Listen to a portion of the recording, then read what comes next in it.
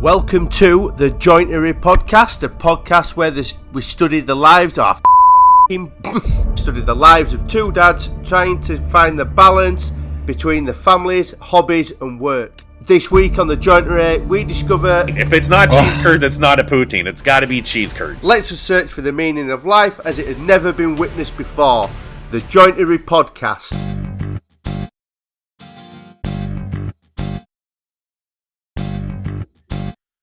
All right, here we go. We're live. Here. This is how it starts every time too. We both kind of look at each other and go, "Are you ready to go? All right, let's go." So who starts it? You, me, us, them? I don't know, right? So let me just tell you guys, we got a friend hanging out with us tonight.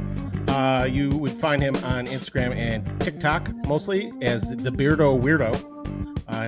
He is the dude who is making, keeping us fun-sized.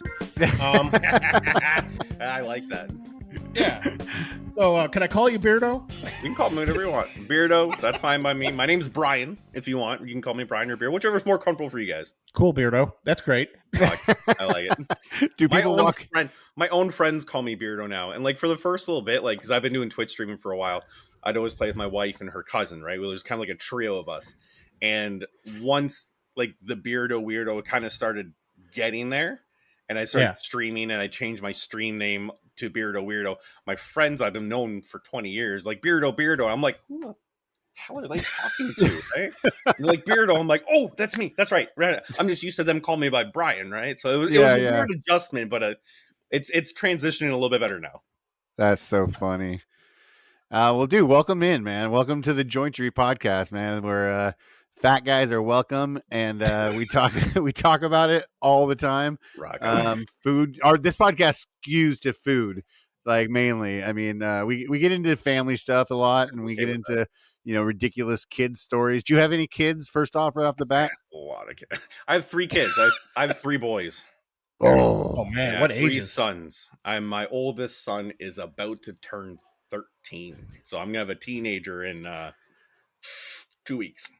Oh, wow. Geez. Yeah, it's weird. Nervous? It's really weird. I'm not even that old myself, right? So it's like we had kids young, my wife. Like, not young, but like for today's day and age, a lot of people are having kids either at like 17 or 37 kind of now, right? Yeah, like, yeah. Either you accidentally have a kid or you have a career and then you have the kid last. Where me and my wife were just kind of like, I already had the career, right? I was already working in the culinary industry. So we're like, whatever, let's try for saving for a house. Let's move cross country, or let's try for a baby. Whichever one happens first. And almost instantly the baby happened first. But we're 23. We were 23 when we had our first kid. Oh, that's not too young, man. I thought you were gonna say like 19. It's age. Yeah, it's not too young, it's not too old. So yeah, I'm gonna be 38 this year and he's gonna be 13. So it's pretty cool. Yeah, that's like perfect. You're gonna, you're gonna be young enough still when your kids get. How old's your youngest? What's the age difference? So this is the rule I have with my wife. I said as soon as one kid was done, depending on however many kids we determined to have, 2, 3, 4, 12, I don't care. I didn't want to get out of diapers, get comfortable being out of diapers, and then get back into diapers. So I'm like, as soon as one's out, reloading, getting another one back in. Dude, so that is it. Right? I wanted to be done with diapers and wipes and formula and strollers and wagons. I didn't want to drag that out for like 10, 12 years. So our oldest is technically still 12. Then we have an 11-year-old and a 9-year-old. So they're 18 months apart. I think that's the number one milestone for like when you have kids is them all getting out of diapers, right? Yeah. Because God, the greatest feeling in the world. It really is. Oh my God. Like we're not having to carry that stupid ass fucking diaper bag or like have like diaper stuffed in your jacket pocket. Like I was rolling. I had diapers everywhere. Don't get me wrong. As a fat guy, I loved having the baby wipes everywhere because it's a dual purpose, right? Hey. I still have them kicking around once in a while, right? Get the little once in a while. Nobody's like under the boob, right? That's a sweet spot. Our kids are 9 and 7, and my wife still orders boxes of baby wipes to have in the house because it's just so useful. We use them for everything. Plastic too, right? I love the smell of a baby wipe. So yeah. You grew accustomed to it over the years. So do you still have baby wipes around? Maybe. I'm a fat guy. What do I say, right? It's like in the big beard. You got to get under the neck once in a while. It helps. Yeah, it doesn't see a lot of sun. It's dark. It's moist. Within reach, bro. Within reach. Amazing. I can get to the wipes. See, me at all times, I usually have candy, within reach at all times. Well, hold on.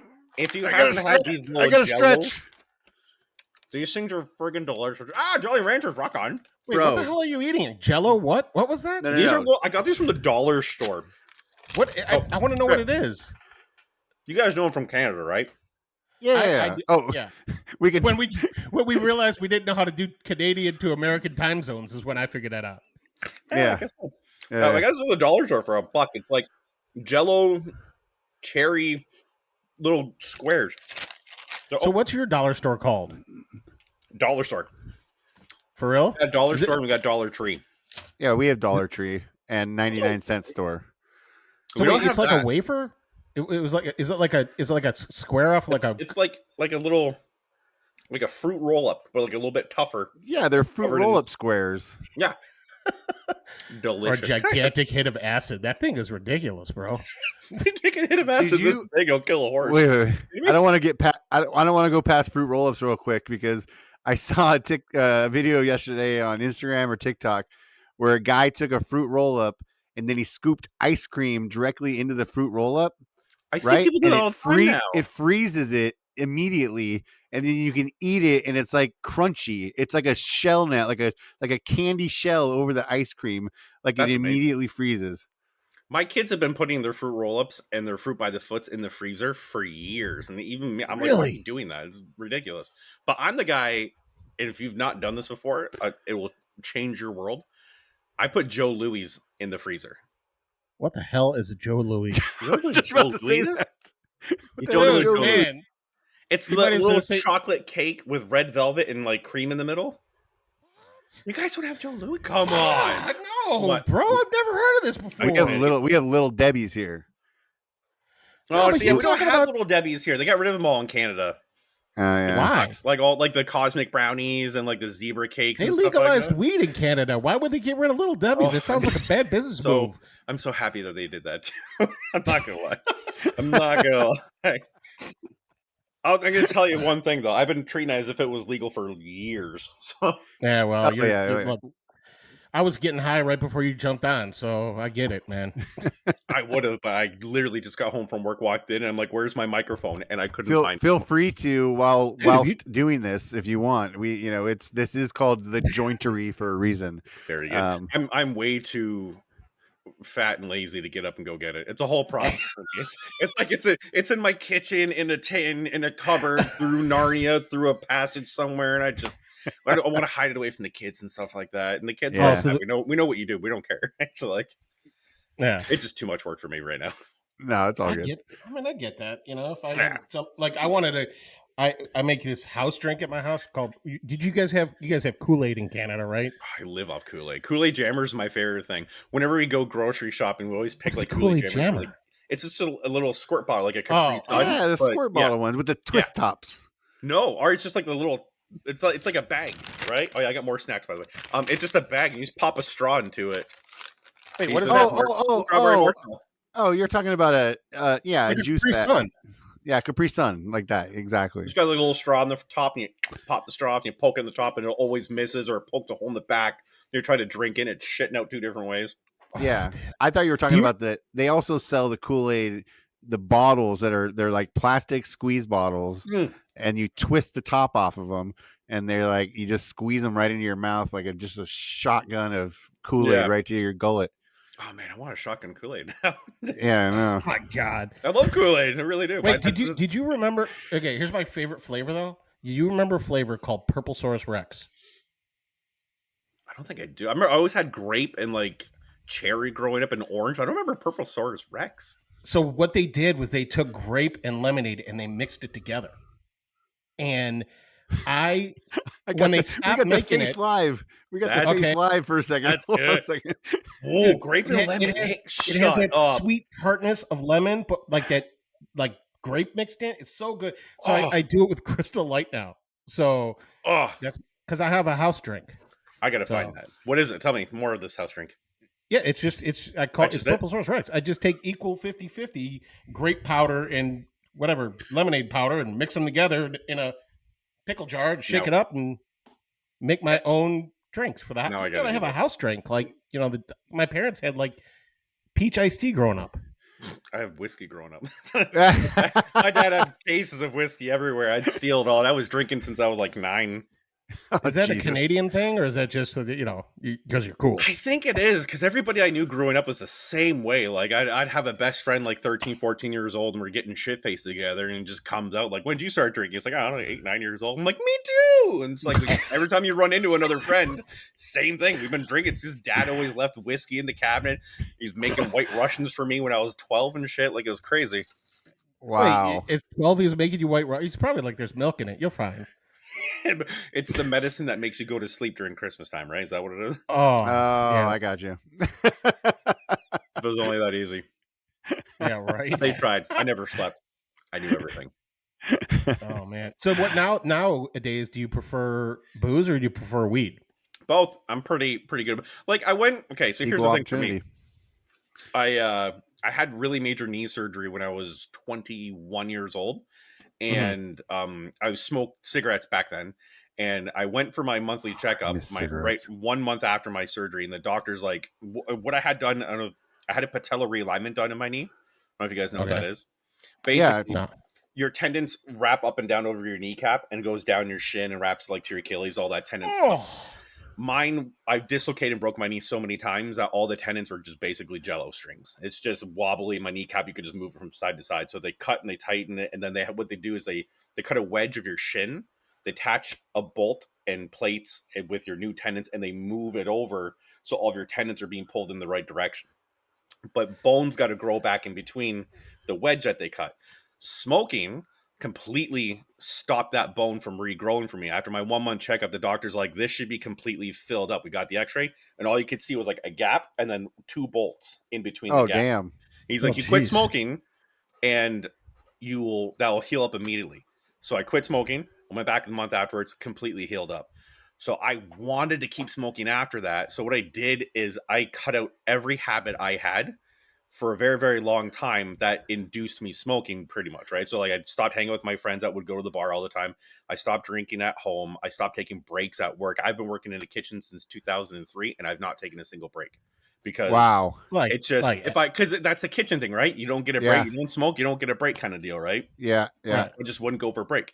So I went like a good 15 years not smoking weed, not drinking, not nothing. I just focus on working 2 full-time jobs, taking care of the kids and stuff like that. But now the last like maybe 5-6 years, kids are a little more self-sufficient. They kind of do their own thing. My wife and I start buying a case of beer every once in a while. It can't turn into a bottle of liquor, turn into a couple bottles of liquor, turn into about 5 bottles of wine, kicking around all the time. Weed became legal. We're just like, let's do it. Okay, that we always kind of did, but the liquor we cooled off in a little bit. So now it's like a good 50-50. Yeah. Like, it depends on the mood. Like, depends what day I come home from work. If I come home from work and it's a little bit early and I got some time, I'll slam back a couple cold ones, take a couple, smoke a joint or two and have like an easy day. But if it's just like I get home from work and I'm wrecked, it's like edible. See you later. I'm checked out for the day. Yeah. I'm done. Don't talk to me. I'm out of here. Yeah. So it all depends, really. Was that is the knee thing? I'm assuming like hockey injuries, Baseball. baseball. I went Ooh. hockey because you're from Canada. You know what? Everybody would think I would be hockey as Canada. I played competitive hardball baseball for 12 years. My whole life goal was to be a professional baseball player. And I was really good at it too. Really good. How close did you get? I got scouted by 3 MLB teams when I was 14 years old because they can draft you at a high school. Yeah. Because MLB draft, like football drafts and hockey drafts, goes 7-8 rounds. Baseball drafts goes up to like 20 rounds because there's so many different positions that they need to scout for. Yeah. So they can scout a lot earlier. And the NBA can scout you in high school. Baseball can too. My last 2 years, I was doing so good with the teams that we were on that there's me and about 3 other people that were scouted. The reason why I got scouted is because I'm a lefty and I was a back catcher. There's no lefty back catchers because they can't make that throw to third base, right? You have to like catch the ball, completely outset yourself, and then try to sidearm it down to third. Never really works. But I picked off bitches on first base like it was nothing. Like it was nothing. Like they thought I was just like throwing it back and like poof, underneath, picking people off like crazy. But I was a switch hitter too.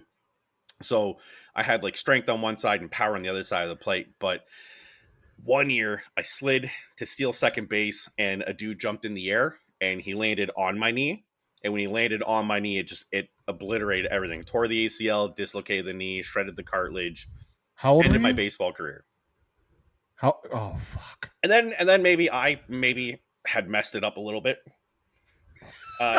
Doctor's like, take a year off sports, you'll be fine. I said, no problem. 3 months later, I'm like, hey, football. And I went to high school, played football. I got chop blocked in the knee and dislocated my knee again. Oh, jeez. So that was I had 2 surgeries at that point within a year to fix my knee because I tore the ACL and it was really, really bad. And then, it just kept doing it. I was on the wrestling team for school. I tore my ACL again doing that. That was fun. Jeez. Oh my God. Is it all the same leg? Yep, my right knee, all the right knee. Oh, right. holy But you know what? moly. I had the surgery done when I was 21, and knock on wood, not a single problem since then. It is rock solid. No pain, no pinch, no. Can no you tell when it's gonna rain though? Oh yeah. Oh no, I'm covered in arthritis from hips down. I get out of bed, I'm crawling on my hands, like Schmeagle through the freaking rocks, like it's horrible. It's Dude, when not you said good. you broke, you know what I thought of when you said you broke your knee like multiple times? I was like, is he Mr. Glass? Right? You know what's funny? I've been tested for brittle bones disease because I've broken so many bones in my life. Jeez, Several man. times. When I was a kid, I broke every bone. I broke my elbow, my humerus, my collarbones twice each, my clavicle. That's You why he's are Mr. Glass. that's why he's covered in tattoos. He's got to cover all the scars. It was funny. I stole home plate once, and the guy grabbed the ball and he dove back to tag me out. And when he landed on me, we were sliding back, but my arm was behind me, so I broke my radius and ulna right in here, and my whole arm was snapped up. And it was the one game that like my mom didn't show up to when I was a kid. And she told my dad, "Don't let anything happen to him." She comes home, I'm in the bathroom, like, "Mom, look what I did!" She just socked my dad right in the face. Oh. It was the best day. I got a cast. I got to steal home plate, and my dad got punched in the face. It was awesome. So have you broken any bones since you got in the kitchen? Yeah, one really bad one. I'm still dealing with it. This is a big one too. This is like a life altering one. So I had anybody who works in the kitchen tries to not work in a kitchen. It's like a weird magnet, like pulse. Like you want to be there, but you don't want to be there, but you have to be there, but you can't be there. It's this weird thing. And I kept trying to find jobs to get out of it. I ended up getting a job working for Canada Post. And I was a mailman. I was a mailman for like 4 years. It was a really good job, but I walked off a curb the wrong way, and my ankle clipped in, and I obliterated it. Every bone that's in your ankle, I broke. Every tendon that's in your ankle, I broke. I tore my Achilles. It was horrible. It happened in November 2019, right before COVID shut the whole world down. So when I went to go get my MRI for the ankle, it was in March. The doctor called me back. He's like, your MRI is going to be the end of March. He called me 3 days later. He's like, we can't do the MRI. COVID shut everything down. Heart patients, brain cancer patients, they get in the MRIs first. We'll get you when we get you. And it took over a year and a half before I could get the MRI on my ankle. And I was in this guy. Where'd this guy go? A good old walking boot. Oh, geez. I'm still in it. I was in this thing for 9 months before I could get anything done. I had surgery on it, and now the doctor says your ankle is beyond wrecked. I'm at the point now where I'm going to have to get a full ankle fusion done to my ankle. So I won't be able to give it up and down or anything. So you'll have a sweet limp. Listen, if I'm going to do something, I'm going to do it to the max. I ain't doing a half-ass shit. If I'm breaking a bone, I'm destroying that bitch. I have two things. Yeah. One, it reminds me of the Louis C.K. bit where he goes to the doctor and he's like, "Doctor, my ankle hurts." And he's like, "Well, what can we do about it?" He's like, "You're 40 years old, man." He's like, "You just have shitty ankle now. That's just what you got." Yeah, that's pretty much, yeah. Just deal with it. You got shitty ankle now. Yeah. Two, if you grew up in the United States and had that many injuries, bro, you would be like freaking in so much goddamn debt for your rest of your life. You are so lucky. I wouldn't be able to afford the kids I have, let alone breaking all the bones. Man, it's crazy. Dude, it's amazing. That didn't cost you anything. All that shit didn't cost you nothing. Not a dime. Oh, well, parking and coffee and the McDonald's runs, but other than that, was pretty cheap. I realize, like a lot of Americans, you're living like a fantasy world, right? I mean, especially you got those Jello squares. I'm like, God damn it, man! And I got You my got strawberry everything. marshmallows too. Don't count. Strawberry. Don't leave these guys out of the picture, okay? Sweet spot. Dude, so my neighbor used to work for Haribo Candy, and she was telling me that like Haribo, like the gummy bears, Oh right? yeah. Yep. She was telling me that everywhere except for the United States, marshmallows are a huge deal. Except the United States? Why except the United States? You think they Dude, would be like we everywhere? only have we don't have a marshmallow candy in the United States. We don't. Dude, well, like think about it. There's no marshmallow like a chocolate candies. covered Santa Claus during Ah, Christmas time? You're lying. Except Well, for on Peeps. Easter, Peeps. Yeah, We have Peeps. Peeps on Easter, but Fair. That's for the good. most part, yeah, you're right. There's not a but- common one. She would bring us these like marshmallow twists, right, from like Germany or something, and like these like all these different ones that were like a firm marshmallow. So it was Mhm. like it's like if taffy let itself go, right? It's You just ever, mushy. you ever have a Charleston chew? Yeah. Yeah, that's it's like a stiff marshmallow. My son just had one yesterday. It was awesome. Dude, I can't even remember last time I saw one of those.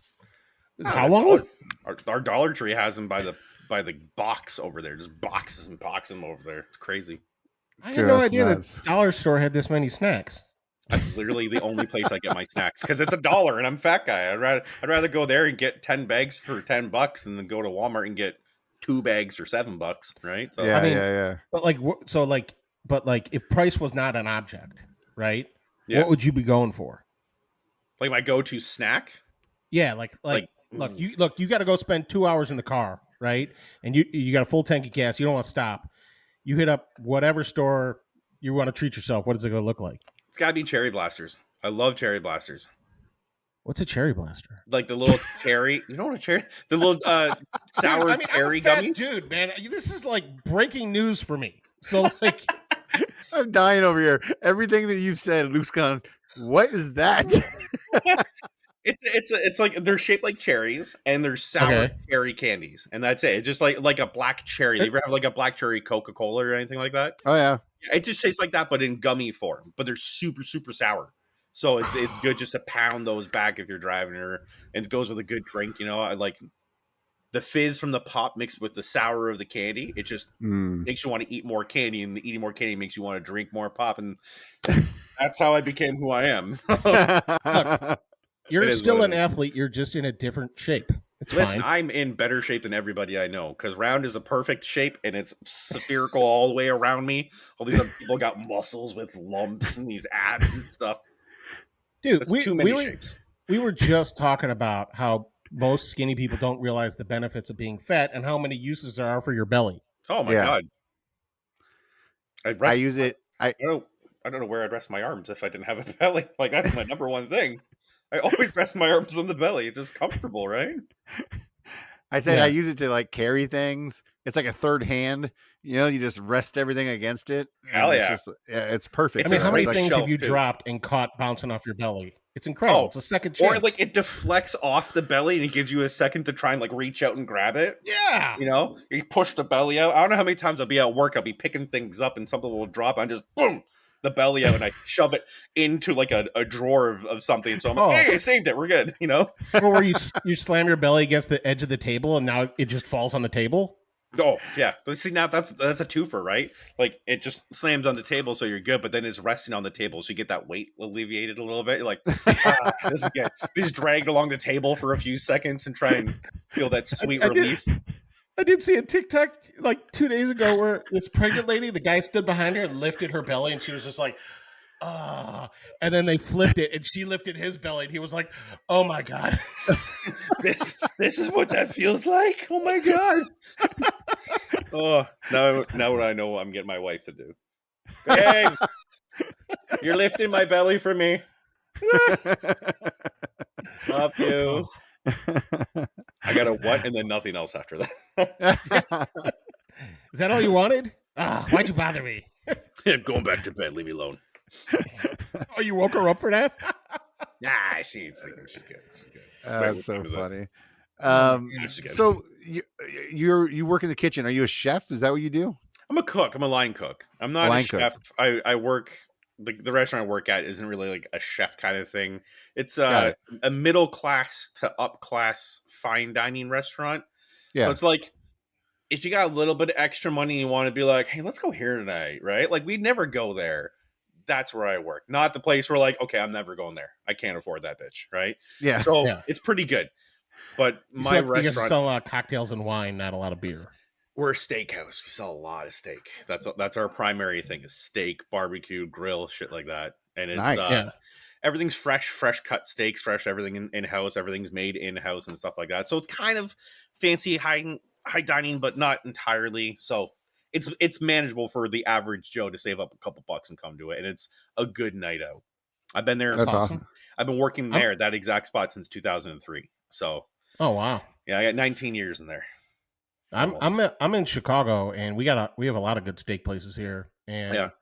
I know we've talked about this before. What do you think makes? Because I have a very strong opinion about this, but what do you think makes a good steak restaurant? A good steak restaurant? Yeah. It's the quality of the steak.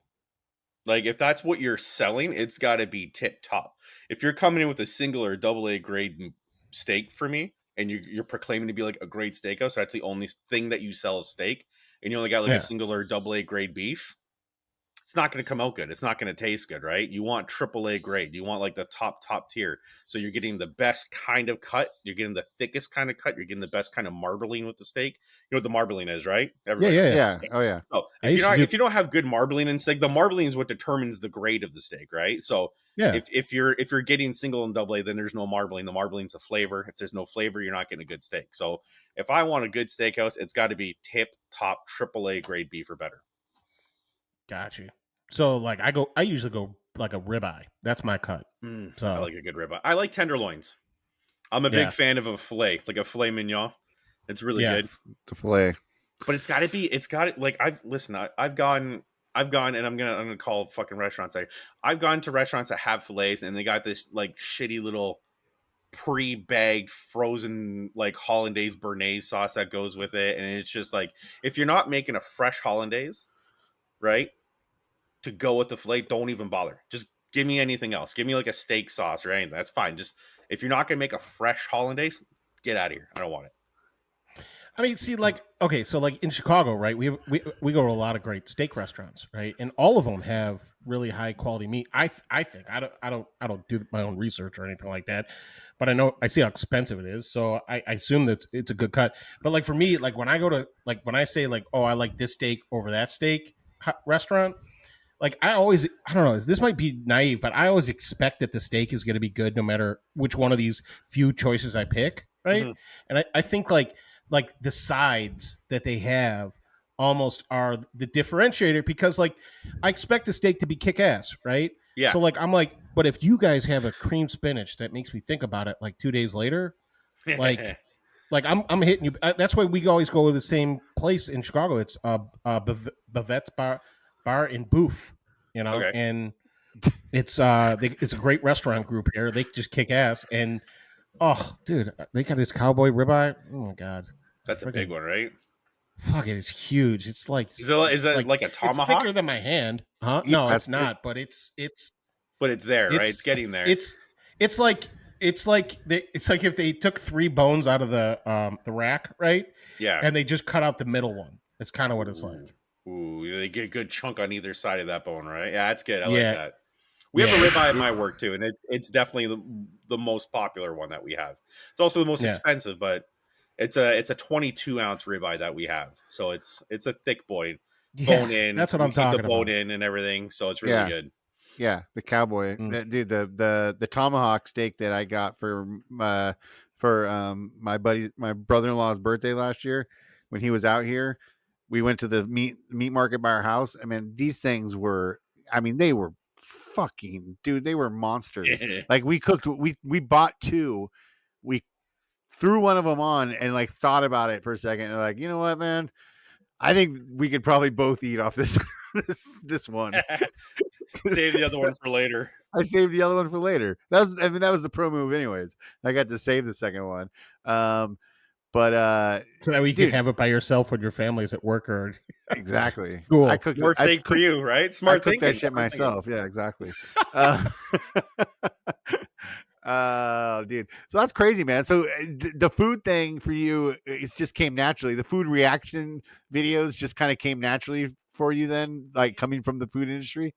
It didn't. It didn't. Like when I first started doing TikTok, I kind of didn't know what I wanted to do. I've my whole Yeah. life, aside from being a cook, is like my aunt and my uncle where I live, they own a dozen restaurants, and one's a Okay. steakhouse, one's an Italian joint, one's a French place, one's a bar.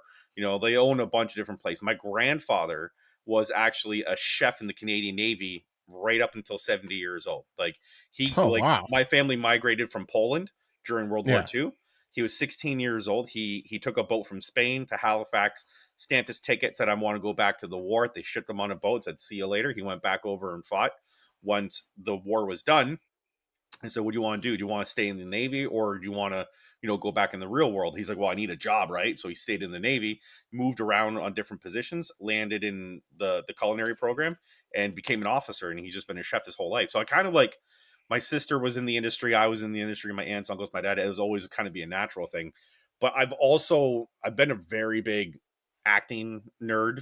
Like I've always Yeah. wanted to be an actor my whole life growing up. Every time there's a school play that was available, like at high school and at my elementary school, always auditioned, always got a lead part, always there. I always wanted to be an actor or just an entertainer in any way. So Yeah. when I first started doing the TikTok thing, I was kind of like flip flopping between a bunch of different things. I was doing like those weird like lip syncing things Yeah. to Yep. songs, and I was doing reactions to other things. I was trying to do scare things where you'd see those funny videos where like people were like, hey, look at this, and like the baseball would shine at the bat and the face, and I would pretend to scream, and they were getting Yeah. good hits and stuff like that. But I remember it was one video, it was a very, very long time ago, and it was a Christmas time thing, and they were making this cookie, and the cookie had like 5 different flavors of cookie, and they rolled it Yeah. together the one giant one and they baked it off, and I just did like what I my normal reaction, like that's a goddamn good looking cookie, right? Like Yeah. this fat Yeah. guy is going to eat all of that. I don't care if it's raw or if it's cooked. You cook what you want, I'll eat the rest. I'll wait for that to cook. We're good to go. I said I'm never gonna be a fucking skinny man because this shit is goddamn delicious, right? Yeah. And that video just boom exploded. Millions of views. I got like 11 or 12 million views within like 3 days. It was crazy. Wow. And back then, and like this all started around right when COVID happened. I'm like, you know what? Perfect storm. I felt like I had an obligation because I'm a goofy guy, I like being anime and stuff. I want to try and make people forget about the bullshit that's going on, right? Yeah. Yeah. We got hit pretty hard with COVID. Yeah, you did. It was a bad year. Like my wife lost both her parents. Oh, And geez. then the house that we were living in, we got kicked out because like our landlords was like, yeah, we're not selling it. And then like a week later, it's like, guess what? We're selling it. By the way, it's Christmas. Merry Christmas. So the house we were living in for 11 years, we got to move out of right like 3 days after Christmas. And this is During only a couple COVID. months after her parents passed away. So I'm like, I got to lighten the mood a little bit. I got to do something different to try and make people forget. Like if I'm dealing with this, I know a lot of other people are dealing with this. So I felt like an obligation as a goofy guy to try and do that. So I was flip flopping between that. And then as soon as that one video exploded, everybody was sending me food videos like, man, you got to do that thing that you do to this, or do it to that Yeah. one, do it to this one. So I'm like, sure, no problem, right? That's what you guys want. So I was doing what people were wanting from me. And then another one was it was a cheesecake. Somebody sent me this like delicious looking cheesecake that had, it was just like layers of fatness on top of fatness that just everything in my tum tums loves. And Yeah. I remember I came up with the line. I was sitting there, I was watching, and it just naturally came to me. I was like, "Oh, diabetes, take the wheel. This is gonna. I'm done. I don't care, right? Like diabetes, I welcome you, right? It's Yeah. good." And then everybody was just like, "Oh my god, diabetes, take the wheel. That's the shit." I got it on a fucking shirt now, and people buy that. So I guess it worked, and ever since then is when the food things start naturally happening, and because I know how food is cooked and prepared and stuff like that, sometimes it's just me going, "Hey, like this is good," and a lot of times Yeah. it's me kind of like explaining a little bit about it too. So yeah, the food thing came natural to me just because I know a lot about it and I like it, and it's something I'm throwing my little goofy twist on it and just trying to make people happy. I like it. So to like do like how like how often do you naturally find something food related that you haven't seen before that like you haven't been tagged in 80 million times? You'd be very surprised. Like I would think when I start doing that, I'm gonna get a lot of the same shit over and over. And you do, right? Like, especially when you got such a larger following, Yeah. you got more people are finding the same videos and going, "Oh, Beardo will like this." Bam, send it to him, right? So Yeah. as I'm going through my inbox, it's the same video over and over and over again. But that's kind of like a good sign. It means like everybody likes that video and they'd really like to see what I would do to that one video. So sometimes I would do it more than once, like a multi reaction. I'll just be like, all right, listen, I did this one already, but you bitches keep fucking sending it to me. So here you go. All right. I'm going to shove that burger in the beard so I can have it for later. A lot of it's going to go under the tit. It's a little surprise, little cheese right there, right? Something like that, right? People love it. But I do get a consistent amount of new food people are sending me, new creations that people are sending me. The one thing that's actually kind of making me feel a little, I don't know, it's kind of neat. I'm getting a lot of people who are a chef or they have a restaurant and they're sending me their videos going like, hey, they want you to react to it. This video, right? They want. Okay. Yeah, they're trying to bait me into do what I do. Yeah. Their video. Usually, it's like a fan that's like, "Oh, check this one out," and they'll send it to me. Now it's these people are like, "All right, listen, we're a big major food chain. We've got 20,000 followers. You got 2 million on TikTok. We need to flip the narrative. We should have 2 million. You should have 20,000. Do your thing to us." And I would. Why not? Right? Because 99% of the time, the stuff they send me is fucking delicious. So I do it. Do they send you? They send you food. Do people send you food?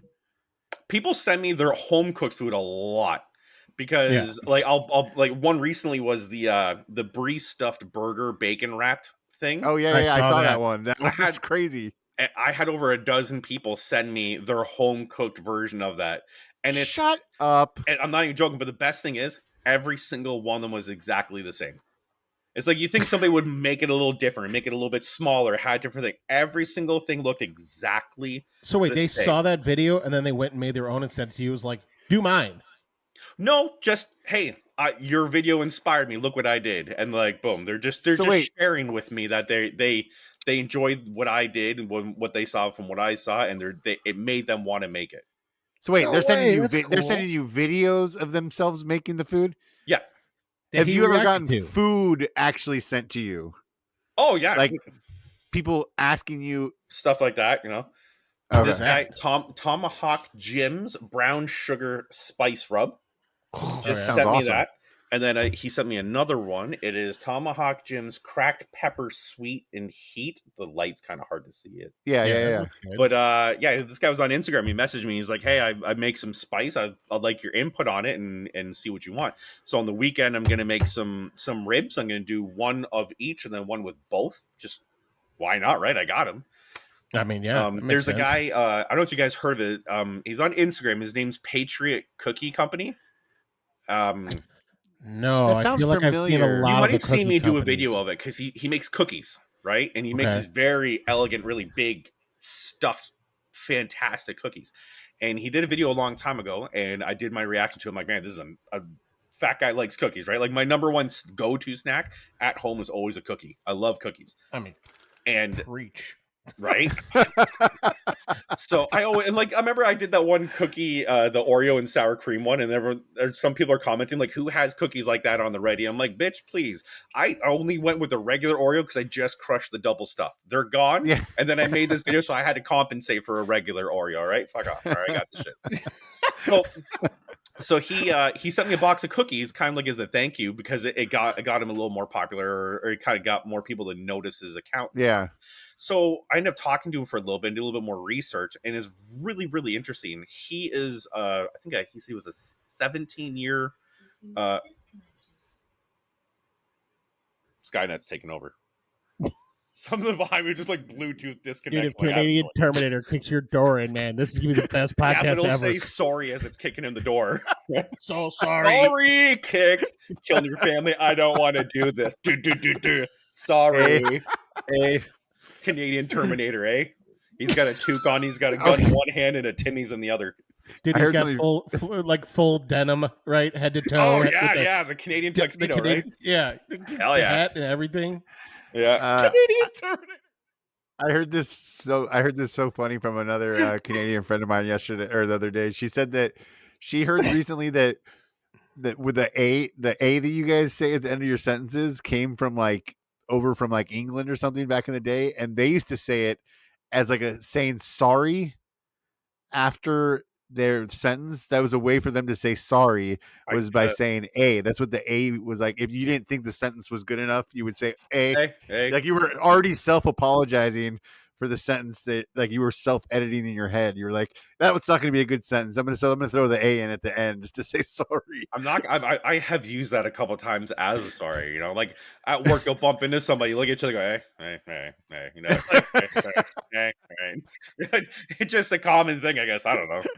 I don't know. I just thought that was so funny when she told me that. She's like, I was just like, that is such a Canadian thing to do. Like, It is. apologize. We do. We for your. apologize for everything. It's kind of embarrassing sometimes, right? Like, I not up didn't even to know that say, was a thing. I didn't know that was a thing until recently. I found out from somebody that was a thing from Canadians that you guys apologize for everything. I was just like, what?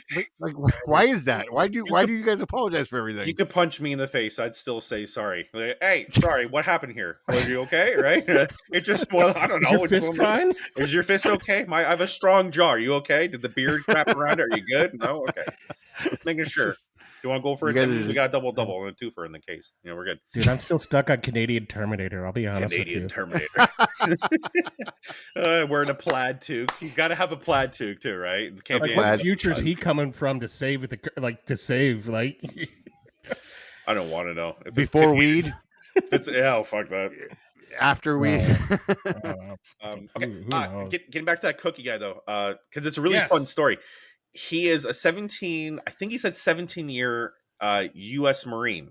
He's a vet. Okay. He spent a long time in the military, and he got. I think he told me he got an honorable discharge because of a medical injury. He hurt his back Mhm. parachuting out of something, and when he came back to like real world, his mom, when he was a kid, and his grandma had a bakery in Florida where he lived, and they would do like breads, doughs, bagels, pastries for the local city and stuff like that. So he's always wanted to be a pastry cook and a chef and stuff. So when he came back, he got back into that and he wanted to reconnect with his family more, to get back with his grandma and his mom, because he spent so much time overseas. So he got into making cookies. But the beautiful thing is, he works with a company called Foundation 22. And what that does is it's a nonprofit organization that rescues kill shelter animals like dogs Oh and everything, wow, and that's they really cool. repurpose them as service animals for military veterans, disabled veterans who have PTSD or any kind of physical disabilities. They use the money he makes from the cookies he gives to the shelter that saves dogs and gives them to people who are military vets that need it. That's Listen, I'm killer, Canadian, man. right? We don't have as big of an army or anything like that, or as much of a prominent army as like the American army is just, it's crazy, right? Like it's insane. Yeah. You guys are always there. You guys are always in the fight. You guys are always putting your lives on the line. You guys are always there for every other country that needs the help, right? Canada, we're just going like, hey, we'll clean up this mess when you guys are done. You know, well, we got the broom. You know, if you Hey. guys want some water, we got some water on ice here for you guys. You know, you guys you're killer with stuff like that. So it's just an amazing thing that he's doing to try and promote it. So he's constantly sending me cookies, and I'm constantly plugging on my Instagram, TikTok, and you guys gotta buy these cookies. And if you haven't yet, Well, you I should. just pulled it up on my phone. That's right? it. Yeah, the little American flag. Okay, and so like, but here's the thing, right? The first thing I saw was the C-3PO cookie, right? Oh, so good. And I was like, "Is this why you like him? Is it because it's Star Wars?" Oh, But then some of the other names he has like a cookie. It's called Cookie Monster, had that and one. he's got Amazing. one. What was it? Oh yeah, Reese Overlord. Oh no, That Overlord. one I didn't have. Oh wait, it says Overload, not Overlord. So that would have been good. But anyways, look, I'm gonna get some. The cookie dough stuffed chocolate chip cookie was delicious. There's a strawberry Pop-Tart Wait. one. There's one called Kitchen Sink. Awesome. Isn't a cookie dough stuffed cookie just an undercooked cookie? Yep. But it's fantastic. It's like a regular cookie inside of a chocolate cookie. So whatever. I don't care. It's cookie inside of a cookie. It's Sign like me the fuck molten. up. It's like molten lava cake. It's just not as cooked in the middle. You know what I mean? It's just it's the same thing. Fantastic. It's fantastic. Dude, Man. I see. Like that's why I think I do too much woodworking content. I wish I did more food content because I get people offering to send me like woodworking stuff, and I'm like, cool, yeah, that's great. Thanks so much. I know you worked really hard on this. I appreciate it. But like, somebody want to send me cookies, like, be It like, would really help this woodworking go by is a big box of cookies. Look, Yeah. you 3D printed yourself cookie cutters a couple months ago. Did you even use them? The last one Yeah. you made?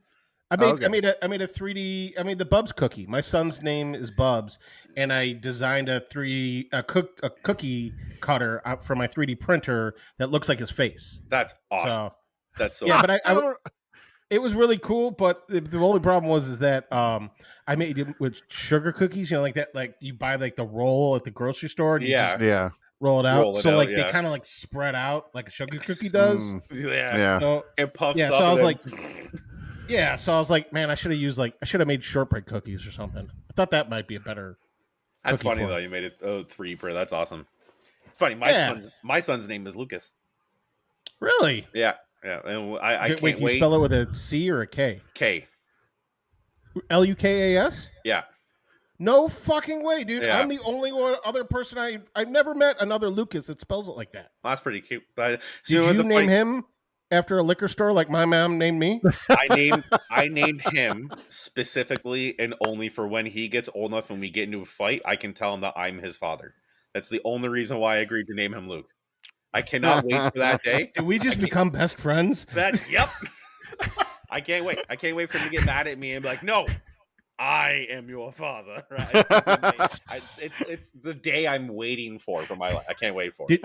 Did I ever tell you the one where it's like, or a guy tells you he wants to name his kid Gotham, right? I've heard that one. Yeah. Yeah, where that so that way, when it poops the pants, you're like, Gotham needs you. I saw it before. It was like a funny thing where it's like, women, you should let your husband name your child Gotham. So in the middle of the night when the baby's crying, you just roll over and say, babe, Gotham needs you. And every man would be like, that's my duty to go. Right? We'll do it no matter what. Without hesitation, dude. So without hesitation. With the nerd stuff going on here, because I know you like talking nerdy stuff. I have been waiting for you to bring this up. Let's go. So we named our son Lucas with intentions of calling him Luke. He doesn't like Luke yet, so we're working on it. We're getting there. Okay. Yeah, I'm talking about you. Don't give me that look. You want to fight? No, good. Because you'll kick my ass. I'm not gonna lie. This kid's 12 years old and he's the exact same size as me. I'm terrified of him. Oh Lord. Our middle son. Do you guys play video games at all? Do you guys know a lot about? Oh yeah, all the time. I'm huge gamer. I just got PS5. Oh really? I love my PS5. We named our middle son Isaac off of Isaac Clarke from Dead Space. Oh, okay. Yeah. Oh, they're making a new one, right? I'm already playing it right now. They remade the first one. They remade the first one is what they did. Oh, really? It's beautiful. The first one was great. It's the best one. It was the best one. And my wife and I were playing the Dead Space series when we were pregnant with our second kid. So we named him Isaac. Now, this is how even more nerdier we got. My name is Brian, and I've got 2 middle names. So all of my kids have 2 middle names. And we changed our oldest son's name from Lucas to Luks. So Isaac, we spelled it Isaak. So they both have a K in their name, right? Just changing it. So we kept the continuity going on with that. When we had our third kid, we named him Caden because Caden was one of my favorite unsung heroes from Mass Effect. I don't know if you ever played the Mass Effect series. You know what? I tried. I don't know why I couldn't get into it. Loved it. It was one of my favorite games. The whole series was amazing. And one of the side characters' name was Caden, and it always kind of stood out to me. So we named him Caden, but we saw the Kaydn. So all of our kids have 5 letters in their first name. They all have a K in it, and they all have 2 middle names. So it's just a weird pattern that we did. But I'm a big nerd, right? So not a lot of people get to see these. This is just kind of like a mashup of a bunch of different like things and tattoos, right? But this arm, if you look a little closely, that's the X-Men. It's all X-Men. I've got. Is that Juggernaut on your elbow? Juggernaut's on the elbow. It's not finished, but I got Phoenix, I got Magneto, Mystique. And you did it like the 90s animation style. Yes, I did. Beast, Dude, Nightcrawler. how excited are you for the X-Men 97 they're coming out with? I'm more excited for that than I am seeing them in the actual MCU because they're taking their sweet dick time bringing us X-Men, and it's pissing me the fuck off. Right? Just give me one X-Men. Don't give me some third-rate piece of shit mutant that nobody's ever heard of, and you're just going to throw them in a random movie here and there, and everyone's going to be like, was that a mutant? I'm not sure. No, I want to give me a Rogue, give me a Cyclops, give me Wolverine, give me somebody right in the middle of the MCU is what I want to see. Okay, if you had to pick, let's say, one X-Men that you would really want to see in the movies, what would it be? Gambit. Who would it be? Gambit. Gambit's got to be Gambit. Gambit's been my favorite X-Men since the moment he got in there, and when they first announced it, oh mon chéri, right? I was so excited. I was very excited. Laid. Oh, it's because nobody else is getting laid because he's fucking all the bitches. That's why. He's not letting them get it. You be in the middle starting it. He's like, mon chéri, excuse me, and let me get done here, right? Like, he's just doing his own thing. Dude, he gets more tail than Professor X, and Professor X could control people's minds. Yeah. He would find some way to break through that somehow. I don't know how he does. It's the Cajun, right? It's the raging Cajun in him. Yeah. So I have tattoo portraits of each of my kids. Really? Dressed up as different Marvel characters. What? Yeah. So where's that? on my back shoulder is my oldest son, and he's dressed up like Gambit. So he's got the leather coat, he's got the headgear, and he's got the cards. And on the cards is the day of his birthday. My middle son is on the other shoulder, and he's dressed up like Iron Man. So he's got the full Iron Man suit. He's got the mask and the helmet's up, so you get to see his little baby face in there. And the serial number on his chest is his birthday. And then on my calf, I got my youngest son dressed up as Deadpool. So it's like he pulls his mask up, and he's got the swords hanging out the back, and you get to see like the leather and black armor and everything. It's bro. Luke, you've met your match, man. I swear to God. What are you talking? I mean, I don't have any tattoos, but like if I was gonna have tattoos, it would be the tattoos he's describing right now. Like I know, jumping out of the X jet, like down your arm, like dude, that is fucking banging, man. I love that. Loved X-Men since the day I can remember. How did you feel when they said that Hugh Jackman's gonna be Wolverine in the Deadpool movie? I'm okay with that. I don't mind him. Like you had to learn to like Hugh Jackman as Wolverine. Like it was an adjustment for me because Wolverine is supposed to be 5'2". He's a tiny guy. Thank you. He's not a big guy. He's a short little. He's like a fucking cannonball. Everyone right? calls him Runt. Yeah. He's super short, but that's part of his ability, right? Because he can run and jump off walls and climb up trees. He's an animal, right? He can't be that big and climbing up trees and shit. He used his shortness to his ability. Because he's so quick and agile and stuff. So when you get like a 6'1" tall Hugh Jackman coming to play the role, it was just like, okay, listen, he better kill the role to make up for the fact that he's towering over everybody. And I learned to like him. I think he did a good job. I would agree with that because like when they brought in Sabretooth and they were the same height, like I had a real problem with that. Like you couldn't Sabretooth you got Liv Schreiber, you couldn't find somebody, dude, who's like 6'7" or something. They could. Well, they had the guy from X-Men too, but he didn't want to come back, right? And forget the guy who played Juggernaut? No, the guy who played Sabretooth in X-Men 2. Yeah, wasn't that Liv Schreiber? No, Liv Schreiber was in the Wolverine Origins one. You may know more than me. I'll tell you, the guy, I'm pretty sure the guy who was the Sabretooth, I'm going to look it up right now, on X2 was Michael Myers. Those movies were not great. It was good to finally see a live action X-Men. I was happy to finally see some claws. I was happy to see a laser beam, but it's just like, okay, Bryan Singer went and got the cheapest writers, the cheapest producers, and like, let's just make it happen as best we can, right? Dude, I could have done movies, a little bit better. They were just there. Like, thank you for trying. It wasn't until Spider-Man I thought it was when they started getting. I mean, the Keaton Batman was legit, obviously. Obviously. Yeah. Still my favorite Batman. Hands down my favorite Batman. He's the best Batman. He's the only Batman, in my opinion. When you play Christian Bale's okay. I hate the voice. I hate hated Christian Bale's all of it. I couldn't say. I think he's my least favorite. And I'm talking over Kilmer, too. Like, Oh, with bat nipples? oh my god, I'd take the bat nipples over Christian Bale Batman any day. It pisses me. Yeah. It pissed me off. I gotta try and find this fucking guy. Where is he? But okay, but like Christian Bale though, like let's talk about Heath Ledger Joker, right? Do you know what's I mean- real funny? Hmm. I've been giving up on this, by the way. The top 3 picks to be Batman for Christopher Nolan was Christian Bale, Heath Ledger, and Cillian Murphy. I And don't he know went with Cillian Christian Murphy. Bale. Heath Ledger was Joker, and Cillian Murphy is Scarecrow.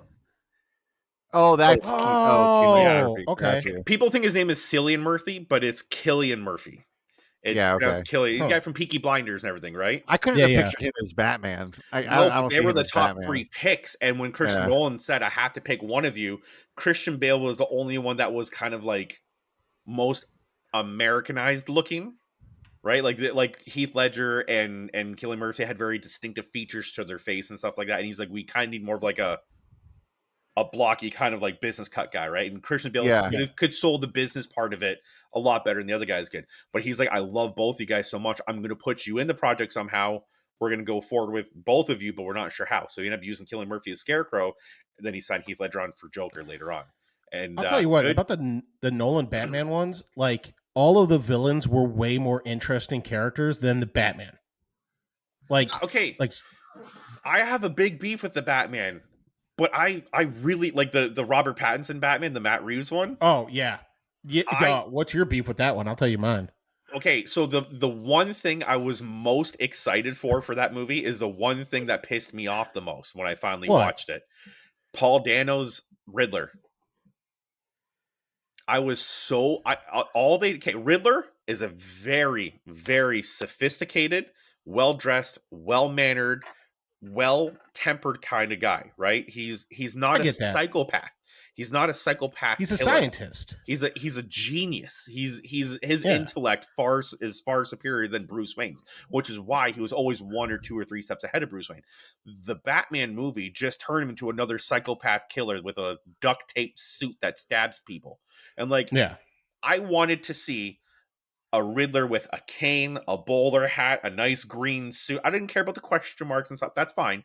But give me like a nice, like dark forest green suit, like a very regal looking Riddler. Somebody who is always sitting in the back of Gotham, like whenever there's like a gala or a ball, he's always just kind of sitting back there drinking his own tea by himself, scoping the area, reading the stuff like that. Smug as fuck. Yeah, exactly. And he's just watching all these guys. He's like, "You're gonna be dead soon. You're gonna be dead soon. You're Batman. You're gonna be dead soon." Like he knew everything, right? Yeah. And this movie Okay. just turned him into a psychopath killer, and that's not what I want. Because Paul Dano, for me, if he starts getting some of the more predominant roles in Hollywood, I think he's gonna be one of the greatest actors of all time. He Yeah. puts so much into his roles, and I was very excited for this. And I didn't get it. I was pissed. Okay, but where would you rank that Batmobile? Ooh. Because when that Batmobile started its engines, it was genuinely terrifying. It was like, oh shit. Like, what the fuck is this? The Batman Returns Batmobile is probably With the big fin? I loved it. That's I your don't favorite? know why. I don't know why. I loved it. Like I the loved drill looking it thing on the front? so bad. Yeah, and Batman one with the little nipple sticking out the front like an Audi belly button. Oh, that was the worst. Listen, I was a kid when those came out, so when they came out, I had every toy in the world. I had all the little penguins with the rockets that shot out of the back. I love those toys growing up. Better than the So- Keaton Batmobile? Keaton's Batmobile is by far the best. I mean, come Keaton's on, Batmobile dude. was the best. Yeah. Yeah, But I hated the Christian Bale Batmobile, the tumbler thing. I thought that was That was stupid. it was a cop out, Yeah. you know. Let's build you a Yeah. tank and drive around in a tank. I would honestly have to say the Batman Batmobile with Robert Pattinson is probably my second favorite Batmobile. I I definitely mean, that liked one it. was badass, dude. That Yeah. one was I love the badass. fact I that mean, it's as far just as like, oh, sorry, go ahead. No, go. No, I was just gonna say, as far as like just a rough and tumble fucking vehicle, like that's just fucking it was intimidating. Yeah. Like Luke was saying, like the sound of that was. But Keaton's was just like fucking slick looking, dude, and it just looked fucking like Like, Oh, I mean, it just looked like Long tube, I got right? yes, long and just like I gotta get All in the that thing, shields dude. went around the wheels, everything. The little balls Yes. came out and dropped like best Batmobile ever. Oh, dude, I just But had to get I in like it. Batman Returns. that's my yeah. It's I freaking love that thing. Batman's one of my. He's not my favorite character, but I definitely love Batman. I think as a character, like I read comics growing up and everything. So, like to me, the measure of a hero is what his villain roster looks like, Yeah, right? yeah, that's true. And so when you look at that, like top of the list, that's why Spider-Man and Batman are two of the most popular characters. Spider-Man has got an amazing villain lineup. Oh, Sinister Like, Six alone is just ridiculous. Let alone yeah, I was gonna Dude, say, dude, everybody else, like crazy. dude, I mean, like, oh my god, and then Batman's got just an amazing lineup too. It's just like, Spider-Man's always been my favorite. See, I since I was a kid, like he's always the smart ass fucking comments, just the swinging on the fuck. I always, I because mean, how cool would that be to fucking swing through the city? Like and that then would just be and so stick to the cool. wall. That's it. And just put your hand on the wall, then just climb up it, right? Like I mean, that'd be dude, amazing. That'd be everything you and never you're strong, and you're stronger than like pretty much everybody. Like you're one of the, like you're. It's just like, dude, show me somebody else who can catch a fucking bus and just like while other than texting at the same time. Like the bus is flying, yeah. he's like, stop, hold on a second. I'm just gonna Yeah, exactly. hold on, I'll dude. put you down a minute. Just let me give me a minute. he's like swinging around, like talking to his Aunt May, like, sorry, I'm gonna be late. I'm like, as he's fighting Rhino, throwing cars at Rhino, dodging rockets. He's like, yeah, Dude, you want eggs? Egg? What kind of eggs? Free range or regular? Like, what are we talking Yeah, about? Just it's just the coolest, man. Spider-Man It's was just like the coolest. craziest. I know you said you want to see Gambit in the what if it wasn't just an X-Man, like is he the top of your list for people, like characters you'd want to see a movie with, or like do it right, like not like just so like let's say if you said Fantastic Four, those are the ones I thought were not that great, but like a legit Fantastic Four, maybe Dude, or I would love to see you a could even really redo. good Fantastic Four, like a new one with some good people in it. That Yeah. would be fucking legit. See, Well, they have my favorite villain, Dr. Doom. He's one Dr. of my Doom. all-time favorite villains, hands down. Yeah. Victor Von Doom is amazing. One of the best things I ever remember reading about Victor Von Doom is he was fighting the Avengers, and he had them dead to rights. He won. He's going to take over the world, and then he's going to use the world to take over the universe. He had it in his bag, and he picks up Captain America, and he looks at him, and Captain America had just got into a fight with somebody previously and got the shit kicked out of him. Just the snot pissed kicked right out of him. But he's Captain America, so he's going to go to the fight no matter what, right? He'll die protecting his country. do this all day. I can do, yeah. Dr. Doom picks up Cap, and he looks at him and kind of gives him one of these little, you're not fighting at your fullest, are you? And Cap's just like, let's go. Puts him down, goes, come back tomorrow. I'm not beating you when you're at your worst. I want to beat you at your best. And he gave up the fight that he won. He beat the Avengers. He beat everybody. He was the top. He was going to rule the whole free world. And he chose not to because he wanted to do it knowing he beat everybody at their best. Not copped out and like, you're weak. You got shit kicked out of you. I already beat you guys because you're already weak. No, I want you guys to come at me with everything you got. And then I want to beat you. That's why I love Victor Von Doom. Dude, He's such the best badass. Such a badass. Oh, and there's a lot of there's a lot of like he's like rumors. Iron Man and Doctor Strange rolled into one. Yep. And he's kind of like an anti-hero too, though. Like, he is bad, don't get me wrong, but like, if it's for a common good, like, he'll fight with the Avengers and with Spider-Man and with X-Men wherever he has to protect the planet. Like, he doesn't want to destroy the planet. He wants it to be his. He wants to control everybody. Right? Nobody else can have it. Yeah. Nobody else can have it. He's got his own country, and he's like, look, just don't fuck with my country. I'm going to run my shit how I want to. Exactly. And, like, this is how it's going to roll. But if the world is getting threatened, his country's getting threatened. So he's like, all right, fine. Like, if I got to show up, I'll show up. But you guys are a bunch of dicks. Like, you should have handled this shit before I had to come here and fucking fix it for you. Now that I'm here, fucking step aside. Let me show you how it's done. That's baller. Like, and he does it with ease, too. That's the thing. He does it like it's a nuisance to him to like, fine, I'll come do this. Like he's aggravated that he like has the Michael to do Jordan that. kicking ass, dude. Yeah, he is the GOAT, right? Yeah. I like the rumors I'm hearing of who's going to play. Excuse me. There's been a lot of rumors of who's going to be Doctor Doom in the movies coming up, and I can't wait. Who do you think could be? there's two that I hear. One is the one I really, really, really, really, really, really, really want because I've been following his career a long time and I really, really like him. And that's Giancarlo Esposito. You know who? You know I Giancarlo don't know if I Esposito? know that guy. I Gus know his from Breaking name. Bad. Wait, who from Breaking Bad? Gus. Gus Fring. He's Gus he's, Fring. Gus. Oh Yeah. yeah, he's from the yeah. Mandalorian. He's He's Moff Gideon Moff from the Gideon. Mandalorian. Yeah. Okay, He I was didn't know the I bad couldn't guy remember in his Far name. Cry Yeah. 6. The thing with He would be Doctor great. Doom is Doctor Doom's a monologuer. He likes to speak. He likes to people hear him talk. He likes letting everybody know what he's going to do because he wants you to try and thwart his plans, just so he can tell you he's better than you. Giancarlo Esposito is one of the best monologuers because he's got just an entrancing voice. Like when he talks, he could be terrifying. Without doing anything. Yeah. Right? Just a monotone kind of voice is just terrifying on its own. And that's what I need from a Victor Von Doom. Somebody who just, I don't care that you're Captain America and Iron Man, you've surrounded me. I'm giving you one last chance to get out of here before you die.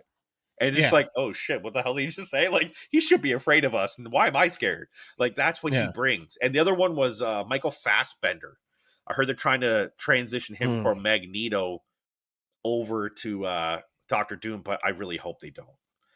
I want Gus, man. I need Gus there. He's going to be the guy. I have not invested a quality amount of time thinking of who would be good for that, but I am feeling that character. Yes. Right. Like, yeah, he's a great actor. The character I can't wait to hear who they're going to cast for is Thrawn. Admiral Thrawn from Star Wars Rebels. Yeah, because Ahsoka's looking for him right now in the Mandalorian series, and she's going to get her own, right? Grand Admiral Thrawn is a piece of shit, too. I love him. And he's such a dirtbag. He's the only alien in the Empire to ever get up to Grand Admiral or something like that, or the first one? Yeah. From what they're saying, is the guy who does his voice acting from I think it's the Clone Wars? It was more Star Wars Rebels. Jason Isaacs is the leading guy that they're saying might be him, or Benedict Cumberbatch. I've heard is going to be Thrawn. Yeah, I think Benedict Cumberbatch could be cool, but I think that he's just the voice that he has on the cartoon is just like somewhere between human and snake. You know, and he doesn't hiss or but he's just, his cadence is just like, the way he talks is just like, like if he was talking behind you, your skin would crawl. Like, what the fuck is that? Like, yeah. Well, the guy who does his voice in the show is the one who's leading the charge to be the actor for him, Jason Isaacs. Give it to him, man. You know who Jason Isaacs is? No. Lucius Malfoy from Harry Potter, Draco's father. Oh, with the long white hair. He was in The Patriot with Mel Gibson, and he was in a lot. That's the guy who does the voice for Thrawn in the cartoon, and they want him to come back and be Thrawn in the show. Yeah, crazy. I would love that. It would be amazing. Yeah. I appreciate you guys letting me talk for the first half hour of this podcast before you went full nerd. Sorry.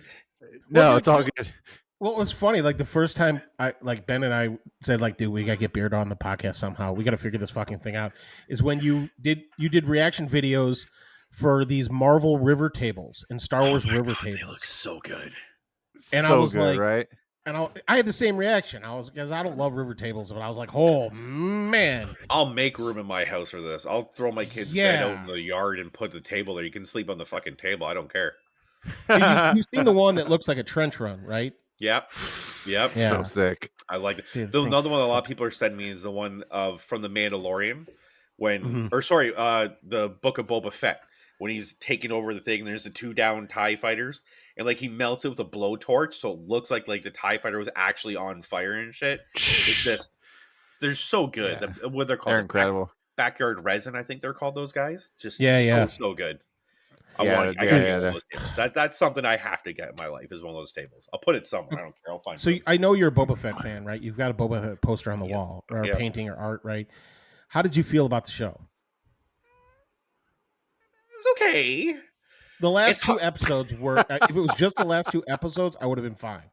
Yeah, the and last it's two because episodes were he good. wasn't in it as much, right? Like the last couple Exactly. episodes is all about Din Djarin, which is okay, but like the problem was Boba never should have been a main show.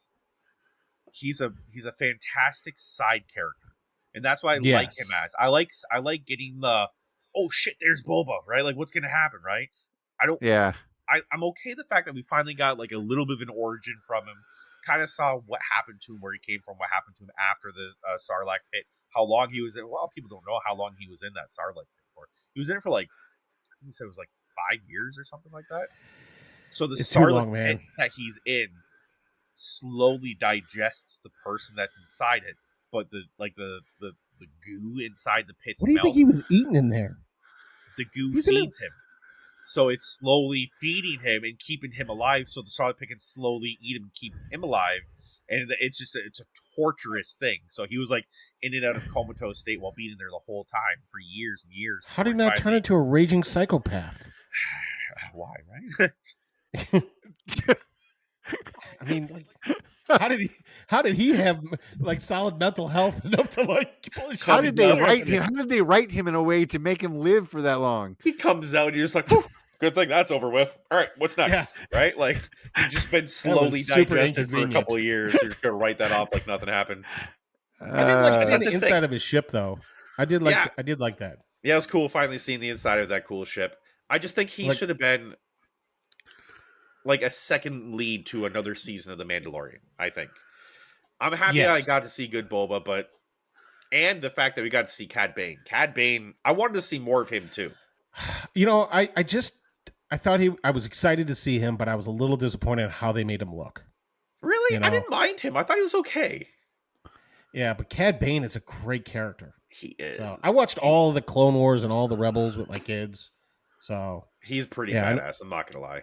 They got the same Yeah. guy that did the voice for him in the show to be as the same guy that does him in the.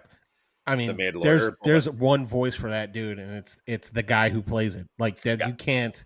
You can't This is- replicate that.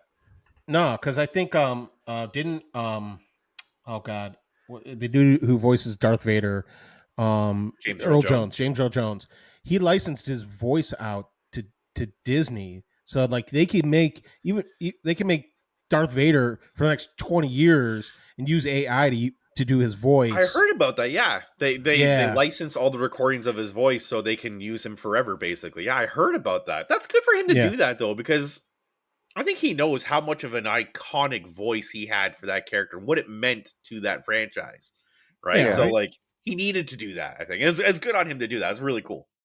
I mean, That is seeing really him cool. seeing him in the Obi-Wan show fight, man, was just the best. When that show was up and down for me, but the fight scenes were just, especially the ending.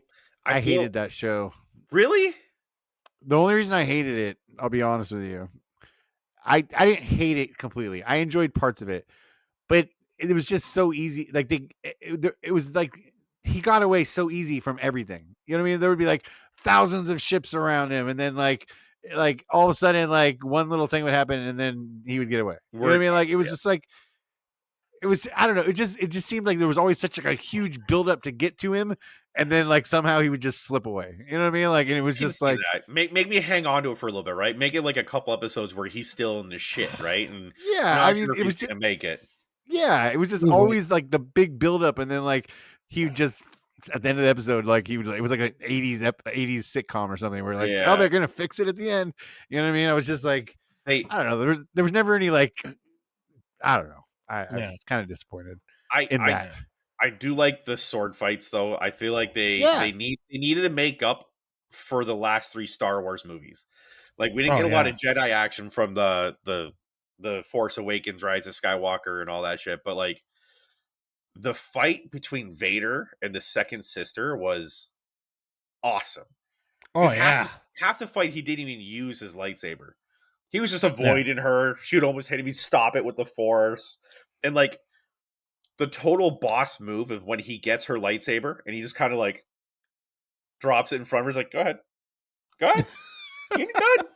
Yeah, let's go. Come on. I'm not done. He's like, you can use that. I don't need it. Right. And like, it's just, that's good Vader, right? He's toying with the people. He knows he's better than them. He just wants to break you down. It was just so badass.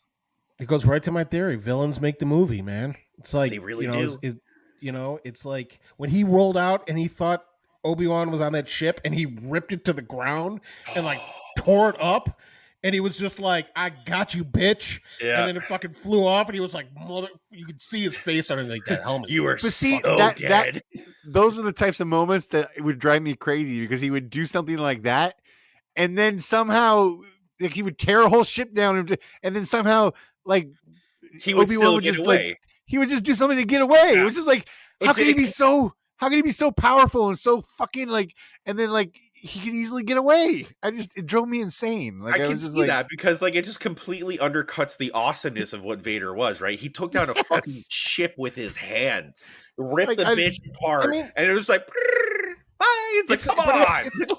It's like the same as that Dr. Doom thing, though. He's kind of like the dude. He's like, "Fuck it, fine. I don't give a shit. You can leave. You're scared out of. You're scared. You just peed yourself. You know, I'm gonna find you eventually, and I'm gonna kill you eventually." Like that's his mentality. Yeah. Like, yeah, you know, I get that, but it was. I mean, I understand they couldn't just have Vader kill Obi-Wan.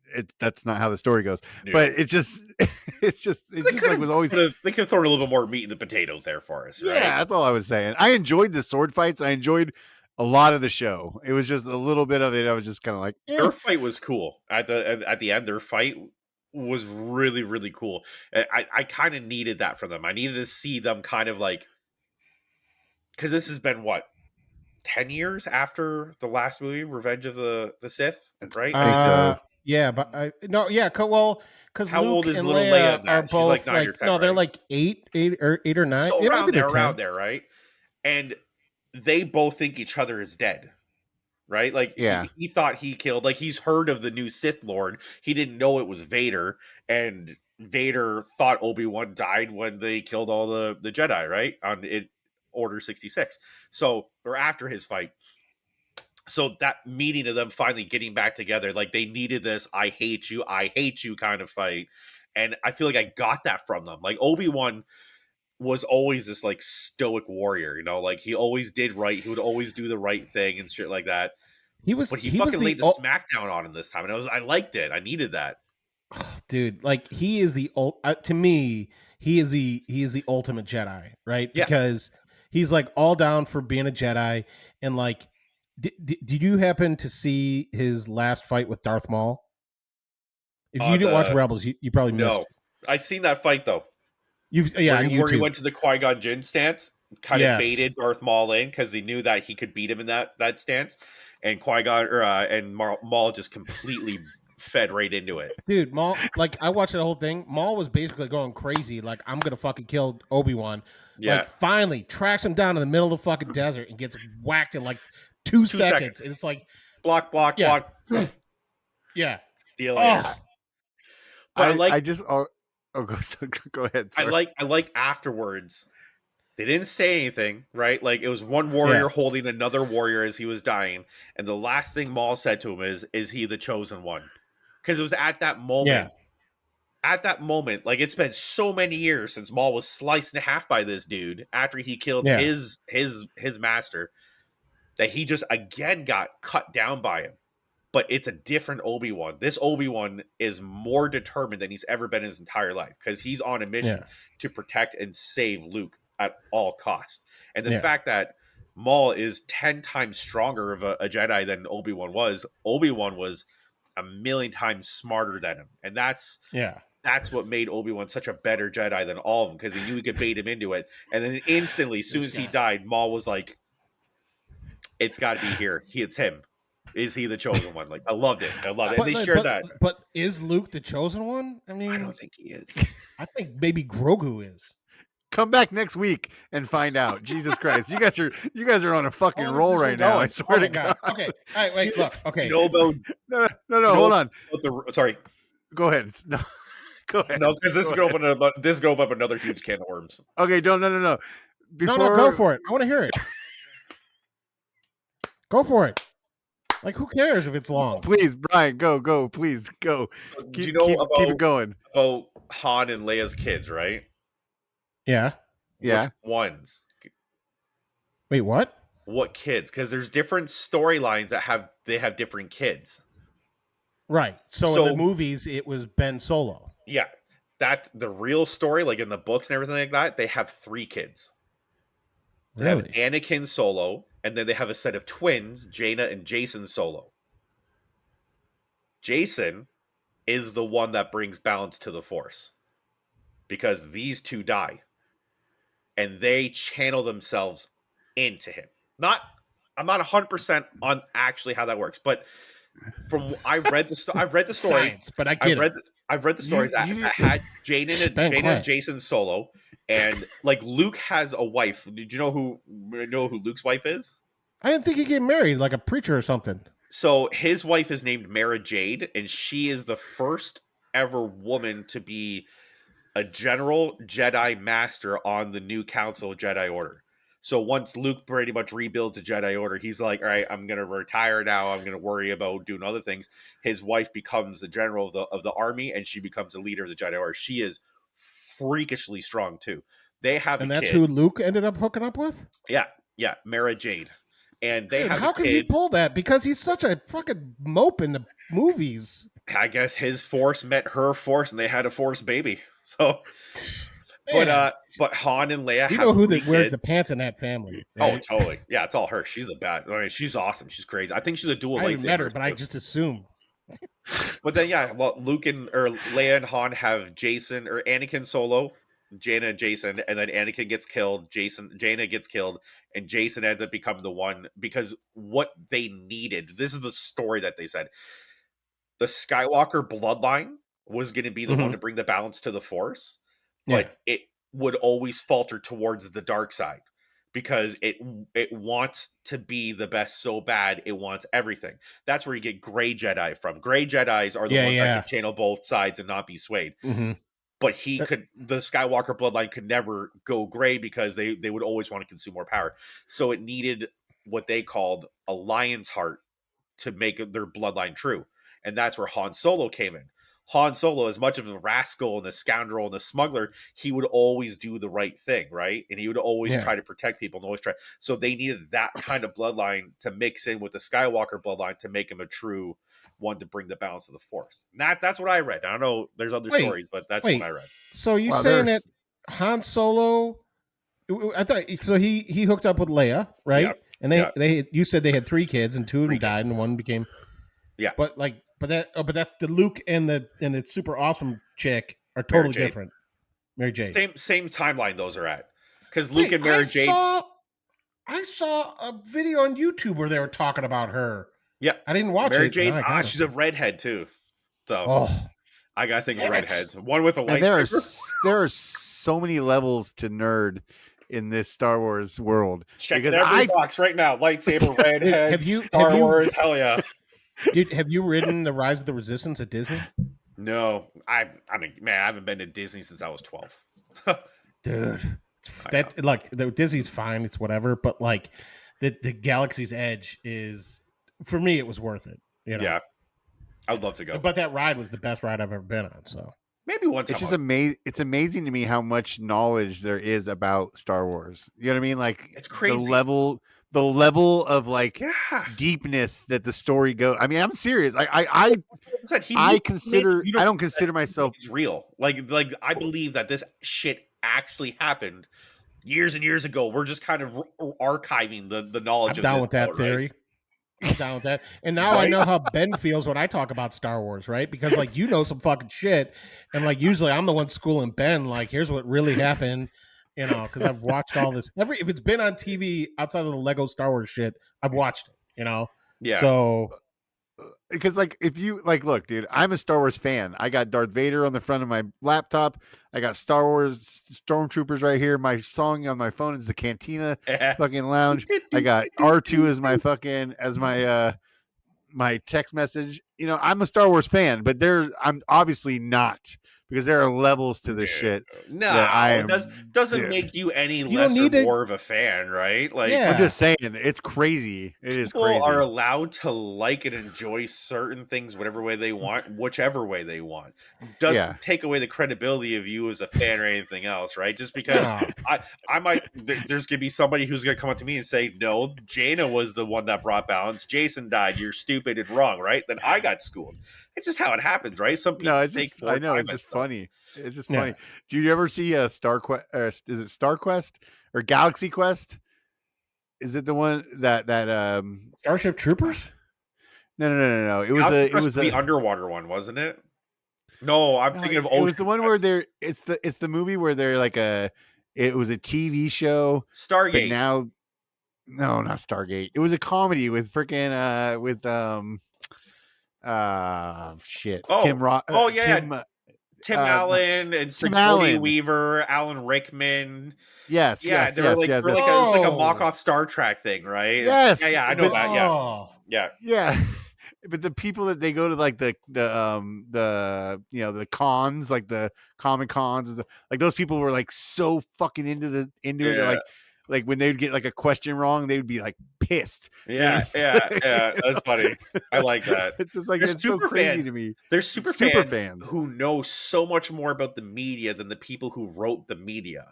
Because Oh they just yeah. get so entranced by, right? Like I'm Dude. a huge. I don't know what game or Box of Thrones.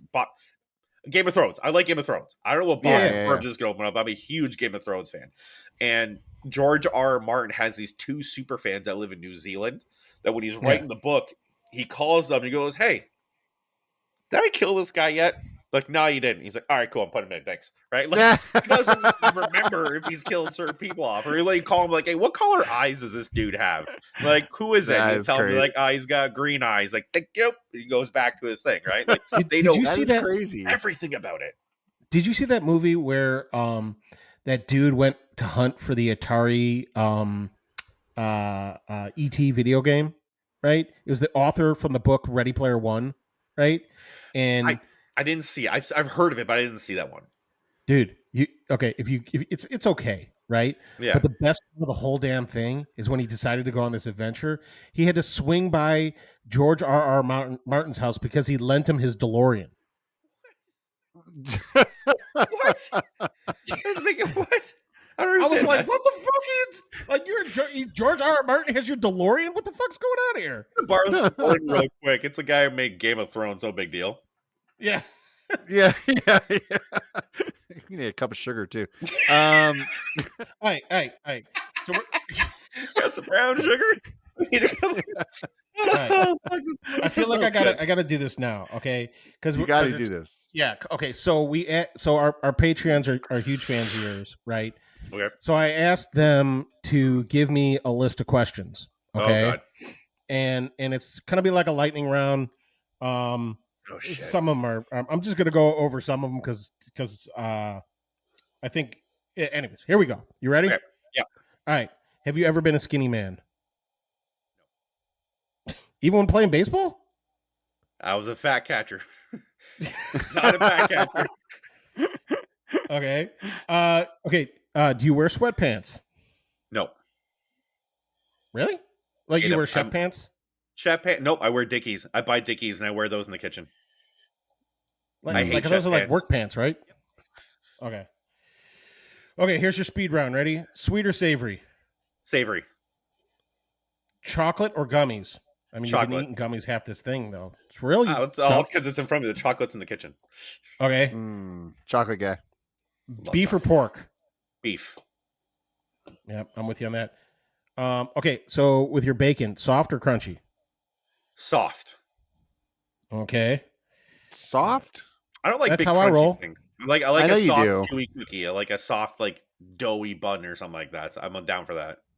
Got it. All right. Mm-hmm. So you'll take bacon any way you can get it, though. Oh yeah, don't get me wrong. I'm not gonna say no to the crunchy. Okay. I'm just saying if I had to pick, soft. Got it. All right. What is your favorite breakfast spot? Favorite breakfast. So there's a place where I live. It's one of a kind. They serve breakfast during the day and they serve broiled chicken at night. And I would literally skip my first 2 periods of high school every single day for like the last 2 years I was in school to go for breakfast. There was and there's one right down the street from me actually. When I was a kid, once that one place closed down, with the other one was called the Shack. It was literally 4 walls and a kitchen in the middle. You had to eat outside. And even in the dead of winter, I'm still eating outside. But they had this one thing called the Trucker's Special. For $6, you would get 6 eggs, 6 pieces of sausage, 6 pieces of bacon, 6 ounces of home fries, 6 slices of bread for $6. So me and my buddies would always get that.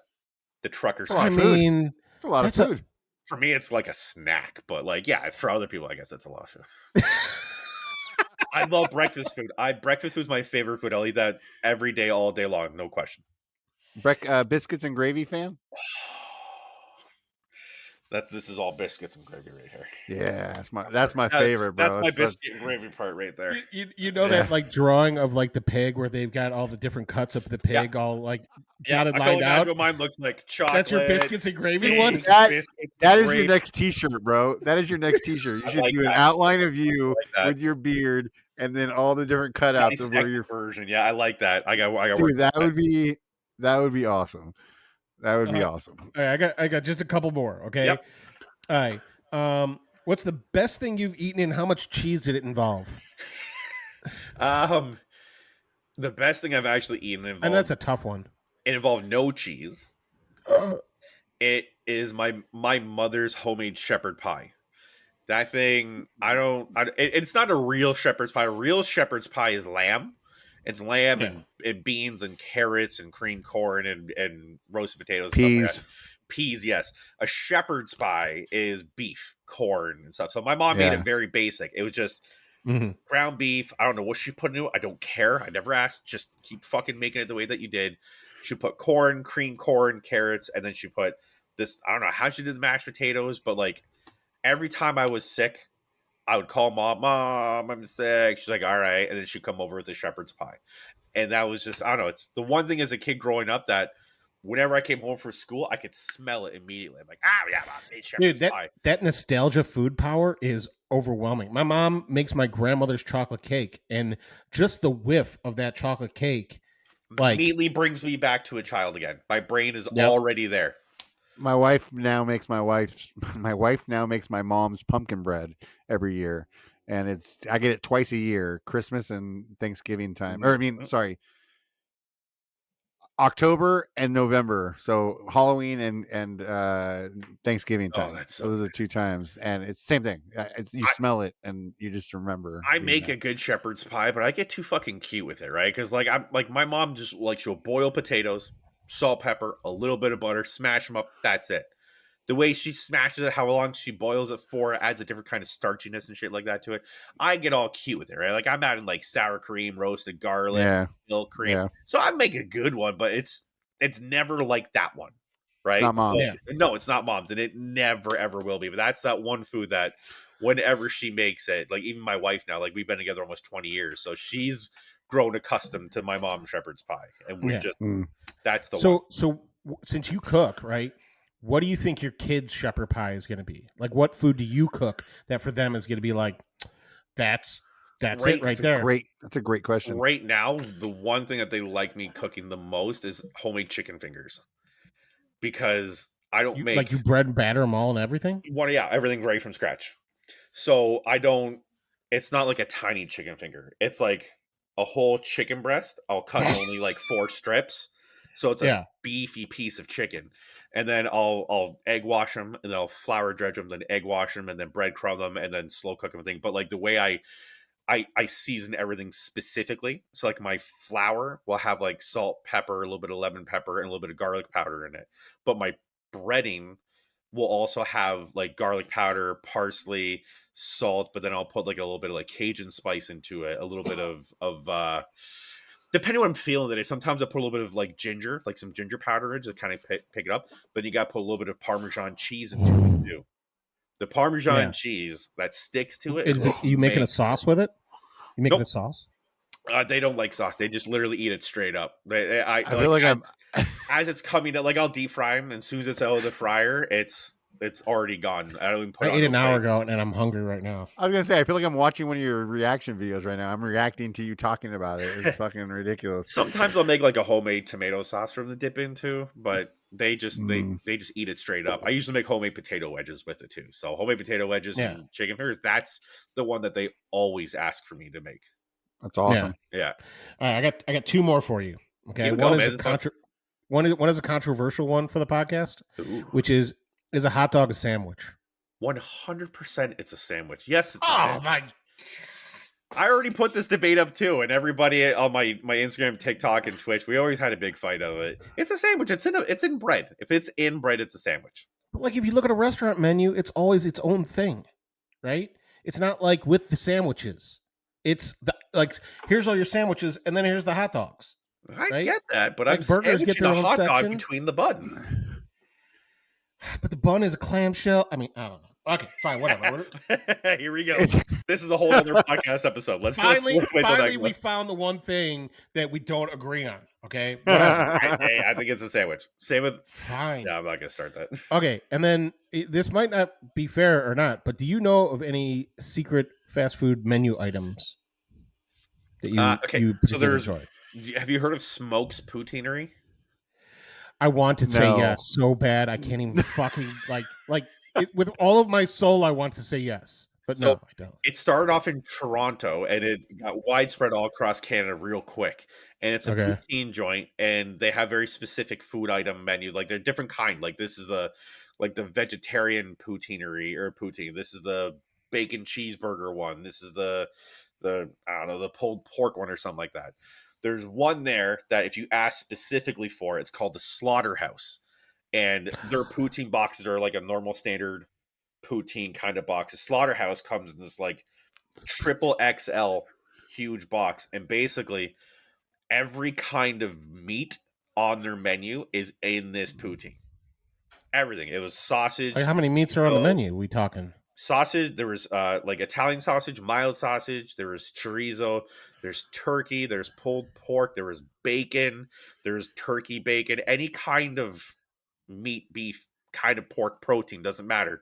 It's going on top of this poutine, and it was $30 because it's like it weighed like 6 pounds. This thing was huge, and I've never been able to finish more than half of it. But Oh my that's God. one secret menu item that I would get at Smokes. I don't know if they still do. It's been a long time, but that's the one I would always get for. So You know what, poutine's like a. Oh, sorry. Go ahead, Luke. Oh no. Look, poutine is fries with gravy, chunks of cheese, and pick your choice of whatever's going in. Let there. me be very specific here. It is not chunks of cheese. cheese Cheese curds, curds, right? Cheese curds. That's right. If it's not cheese Ugh. curds, it's not a poutine. It's got to be cheese curds. Are cheese curds huge in Canada? Oh yeah, squeaky cheese, man. That's what it's all about. Squeaky. So, if you're like, doing cheese- the cheese and it doesn't it's squeak, The cheese curd it's is like the like the milk, right? Like it's like sour or not connect sour, but backed up, curdled. and then it curdled, curdles like- in. Yeah. So I'm in Chicago, so Wisconsin's like 45 minutes from me, and like it's funny. You could if you go to a specialty grocery store, like a local foods kind of a grocery store, Yeah. you know, they got stuff from local farmers. Like they might have cheese curds, right? Like my Yeah. grocery store doesn't have cheese curds, but like you go over that Wisconsin border, and that's all it is. And fucking you, was that with I that can get it at gravy the and the convenience store down the street right now. There, cheese you get it curds at the are dollar store? everywhere. In California, where I live in Southern California, I've never seen a cheese curd. Nah, in my life. that's sad. It's funny because like I'll post pictures of poutines or videos of me poutines, and so many people are like, "What's a poutine? I never had a poutine." Like every time I hear that, it's like a dagger into the heart a little bit more. Like I can't go a week without eating a poutine. If My I'm at friend- work, I'll make it myself. We don't do cheese curds at my work, but as long as it's gravy and cheese and fries, I'm good. You know, I can compromise. I'm a fair man. I'll get along if I have to. Yeah, okay? I'll make by. You'll keep that urge at bay, you know. So this is burger joint in Chicago that has almost the equivalent of like an American version of a poutine, right? Where it's a bed of waffle fries on like one of those oval shaped plates, you know? Yep. Bed of waffle Platter fries. plate. Yep. They put a big fat juicy burger right in the middle, right? And then they spread over the entire thing chili. Okay. Oh, don't And get then me going. the cheese with the jalapeno. Keep it going, dude. I Dude. want to hear more. It fucking oh god. It I gotta get fucking moved. That's all I'm saying. Like just a little twitch. It's a little twitch, okay? I get excited for food. Especially cheeseburgers and pizza are like my two favorite foods of all time, right? So like you involve a poutine with a cheeseburger on it, I'm fucking down. Hell yeah. I'll take it. I don't care. Is there anything like recently that you've seen on one of your videos that you're like, for fun, I'm gonna hunt this down if I have to? There's two things I've found out recently that I really, really wanted to try. One I know is it's in Australia. It's at a bar called the Third Wave. I've Yeah. done quite a few videos with them because they just keep making dynamite food. They got a whole loaf of bread and they cored it out, and then they put like lasagna, spaghetti, meatballs, and then they put like Oh. another piece of lasagna down. Then they put like mac and cheese, and then lasagna, and then brisket, and then like they put the bread part back on top. They rolled it in garlic butter and they fried it on the thing, and just you're cutting slices out, and it's just brisket, cheese, lasagna, meatballs, everything at one time. It's like a pasta dish with garlic bread inside out. Yeah, it's fucking heaven. I just want to like I don't even care about eating it Bro. properly. I'm gonna destroy that thing like it made fun of my family. Like I just can't wait. I have two. Have you ever done anything? Have Wait, you ever done he anything? didn't say his other one. He didn't say his other one. Oh, well, go to your other one. Sorry. The other one was a person made this. It was like a home cook guy who made it, and it was really, really good. It was cupcakes, but the cupcakes were cornbread, and they put the stuffing in the middle of it, and it was gravy. So they, instead of like a typical cupcake would be frosting down the middle, it was cornbread with gravy down the middle. They topped it with mashed potatoes for frosting on the top, and then they put pulled pork on top of that. So you had a savory cupcake of mashed potatoes, pulled pork, gravy, and cornbread. You cannot think of any better combination to put together. I would in have a topped little it off bite with. size. I would have topped it off with some honey, and just said, "Fuck it, I'm eating my cornbread and honey as well," because I can't eat cornbread without honey. Hot So honey just or a regular little- honey? What's that? You ever do a hot honey on a cornbread? No, I haven't, what- but I will now. I Ever want had to. hot honey? Go What- to the store, get honey, and get some jalapenos, and just soak the jalapenos in the honey for like a couple weeks. Take it out, let it go. That honey's now got a little bit of a kick to it. You can use any other pepper you want. Use banana peppers if you want. It's not the greatest, but you can put habanero peppers in there. You can put poblano peppers, any kind of pepper you want. Stick it in, gets a little spicy kick to it. Now you got a sweet and spicy honey going on top of your cornbread. I'm in for that. It's I'm in for delicious. that. I'll never be a skinny man. No, see, that's why I do this thing. Like I don't just watch the food. Like I fucking make this shit. Live I eat it. this shit all the You time. live it. So, okay, real do quick, live it. before we let you go, because it's been an hour and 41 minutes. It's our longest podcast in the history of our podcast. Sorry. No, well, we're complaining. We're complaining. Come on. I bet you we could do another 2 hours. Okay. We could. I thought I was gonna. Before we wrap this up, don't worry. I'm I'm not booking doing him. anything I'm tonight. What do booking you guys him got again. going on? I got a family that They're needs all to eat something. No. Have you ever found anything that you don't like? Like You ever done a video with have you reacted to something like? Have anybody sent you something that you were like, "Oh, dude, no, I'm out on that." You know what I mean? Like, has somebody ever sent you a video where you were just like, "Nope, that's just too crazy," or "That's just I can't do that." There's a couple, and it's like I don't know if one randomly stands out, like one specifically stands out, but like it's always a casserole dish. Like somebody's like, we're gonna put this in here, then we're gonna add this, and this, then we're gonna bake it, then we're gonna add this when it comes out, then we're gonna take it out on a piece, then we're gonna add this on top of the piece. And it's like they're trying too hard to be original with something that it just makes it disgusting. Dude, And it's I've never a good seen a flavor TikTok combination. casserole that I was like, "Fuck yeah, let's go."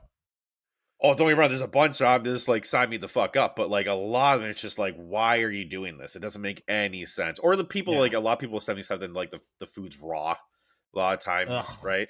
Like I don't know, for me, I know it's different in the States as it is in Canada, but like we don't eat burgers mid-rare, medium, or mid-well or anything. It's always well done burgers, right?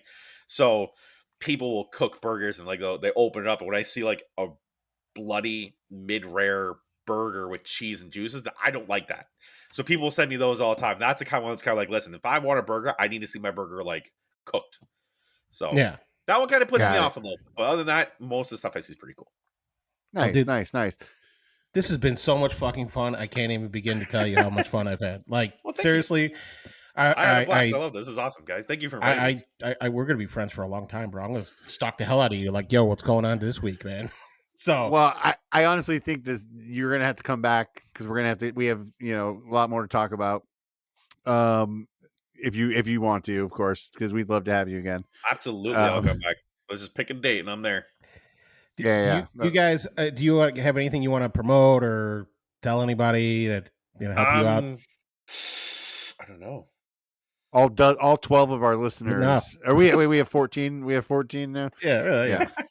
I don't know. I just did an online interview with a website. Somebody asked me a series of questions. It was just like an online interview. If the website's called, oh my god, if you guys want to, anybody wants to partake and just get a little bit more of a deeper dive. What's going on with my phone here? Hello. It's called forloveofwriters.com. So For Love of Writers. It's a friend of mine who actually made a website. He's a creative writer. He likes to write like short stories and stuff like that. And I was talking to him, and he knows my TikTok and the stuff I do. But when I was doing a lot of the acting stuff in school, I also did a lot of writing. And I've written a couple plays, scripts. I wrote a TV script for Amazon that actually got accepted by Amazon executives back before Amazon Prime was a thing. They were looking they were looking for creative shows. Like Bosch got started off that way. They had a story. You could go to Amazon's website. You'd have to register, pitch your script, pitch how many episodes, how many minutes and stuff like that. Give them 2 or 3 episodes, full scripts, and send it to them. Mine actually got accepted by the executives. And they sent me this big email back saying, like, we like your script. We like this. We don't know if we're going to go with it. If we do, we're going to have to fly you out to California, and you got to stay here and be on set when we were filming and everything. Thought that was really cool. And I wrote a movie script, but my movie script got completely obliterated when my old laptop burned to the ground. So I lost everything I wrote on that. So this website's mainly about people who do a lot of creative writing, not just scripts, but it could be novels, it could be blogging about whatever. So he knew I like writing scripts and stuff like that, so they interviewed me about it. That's so how the first do kind of find real interview I've had, so it was pretty cool. That's I want to read it. Where do we find it? It's on that forloveofwriters.com. Okay. I'm right on the main page. Oh, okay. So it's like there's a main page, there's all these different things. Yep. You'll see a picture of my face right there. Nice, very cool. Yeah, this is fun. And then where else where are you do you do YouTube at all, or is it just okay? So I'm a little stuck on YouTube right now because I don't have a lot of gear to make proper YouTube content. So I'm just kind of like reposting a lot of my my favorite TikToks and stuff like that on there. Got it. But I'm in the process of getting a whole new computer, a whole new camera stuff, everything else like that. A lot of people have been asking me to do like the reaction stuff I do, but to specific YouTube videos. Like a lot of people will post like a 5-10 minute YouTube videos of cooking fails or just fails and stuff like that. And a lot of people are asking me, you should do that thing to this video on YouTube. I'm like, well, I can't because my stuff doesn't work that way because it's pretty broken. But I'm getting some new stuff. So YouTube is definitely going to be a thing I'm going to be working on this year. I really want to focus on that. Awesome. It's still the same name, Weirdoh. Everything's the same across all of it. Twitch, all platforms. Anywhere you are, just look for Weirdoh. Yeah. And if he's there, Twitch is a little different though, because Twitch, I have a really good community growing on there right now. And we do subathons. So I'll stream for 24 straight hours. And there's different benchmarks. So if I get like 5 subs, I have to do this. If I get 10 subs, then I have to do this. And it keeps going all the way up. One of the benchmarks is always change my name. It went from Beardo to Butto, and then now I'm Darth Beardo TTV. So my next subathon, I know. I don't get to pick it, right? So my next subathon, I'm gonna switch my name Twitch, back that's to your Beardo. name? Yeah, so my Twitch name is Darth Beardo, like OHTTV. But if you just type in Darth Beardo, I'll pop right up, right? So nice. How many subs did you have to get to change your name? For the last one, I think it was like 150. Yeah. So, but the top sub marker for the last subathon I did was to buy a new cat, and that was 300 subs, and her name is Rue, so she's adorable. I don't know. You bought a cat? Like, how'd you explain that to your wife? She wanted a cat. She's the one who wanted that idea. She's like, I want a new cat. I'm like, I don't want a new cat. Like, we have 2 dogs. We have a bearded dragon. We have 2 budgies, and our cat that we already have is 45 pounds. I'm not even lying. You can find him on. No, he ain't never gonna be a skinny cat. You can find him on my Instagram and everything. He's bigger than both my dogs put together. And he had a friend at our old house before we moved here, and like that cat passed away. He was like 20, so she thought he was lonely. She wanted another cat. So I'm like, listen, if we get this many subs on my subathon, we'll get another cat. And like almost within the first, I think 12 hours of the subathon, we hit it. Now the rest of the subathon was me staying awake, trying to stay awake for 24 hours. Did they get to name your cat too? No, I let her name it. The cat's name is Rue. Okay. We watch a lot of anime here. Do you guys watch anime at all? A little bit. So Rui was named after Demon Slayer, one of the characters in Demon Slayer. Okay. Oh wow, crazy. Yeah, all of our pets are named after some kind of like video game or comic. Like my dog is named Nova. So getting back to one question you asked earlier, what Marvel character would I like to see the most in the Marvel universe? Nova is one of them. Nova has been one of my favorite Marvel characters of all time. Which Nova though? Richard Rider. Richard Rider. Yeah, Raymond Day. Yeah, done like. Would you do like him rolling right out of the Cancerverse? Like that's how your movie opens? I don't know. I'm open for whatever. I just want to see. I think you're Richard Rider. That's it. Just give me you're fucking Richard Rider, right? And like, I think it'd be cool to have Richard Rider fight Peter Quill over Gumar. That's all I'm saying. Because I know Richard Rider and Gumar have like huge love interest. So yeah. Okay, we gotta stop this. This thing's gonna go on forever. It's gonna go over. We're already at almost 2 hours. So all right, guys, tune in next week when the new podcast starts with Luke and Weirdoh, and they talk about all this shit again. I'm just kidding. We're just talking about fucking nerd shit and food. It's gonna be kick ass, dude. Seriously, I have a feeling I'm gonna get an email from Luke. Oh yeah, poutine and video games. I'll be eating it while we're doing it, though. That's the thing. All right, get us out of here, Luke. We got people to thank. We got people to do. Yeah. Thank you so much for being here. We really appreciate you, Brian. This was so much fun, dude. We had a blast. Thank you for having me. This is awesome. It's been so long. Look, like we could double thank the Patreon. I think we double thank the Patreons next week. Or you think we do it? You got time for it? Okay. Nah, fuck it. You guys, we love you. You guys know who you are. We appreciate you, and thank you for doing everything. This episode is definitely for our Patreon. So, we did. So, but I will tell you, we always end the podcast. For the first season, we ended it with. You ever see that show Wipeout? Right? Oh yeah. Yeah. So I ended every episode. Balls. That's funny. I have a friend that was on Wipeout. He won it too. What? Yeah, the Canada version of Wipeout. Canadian Wipeout. Crazy. Yeah, it's pretty cool. Canadian Terminator. It's called Wipeout. Canadian Terminator. He did it all while holding timmies, like running around the entire time. Never let that shit drip. Oh God. So season 2, we're I'm doing it after my son's favorite food, beef and stuff. So beef and stuff. Very good. Take it away, Tim.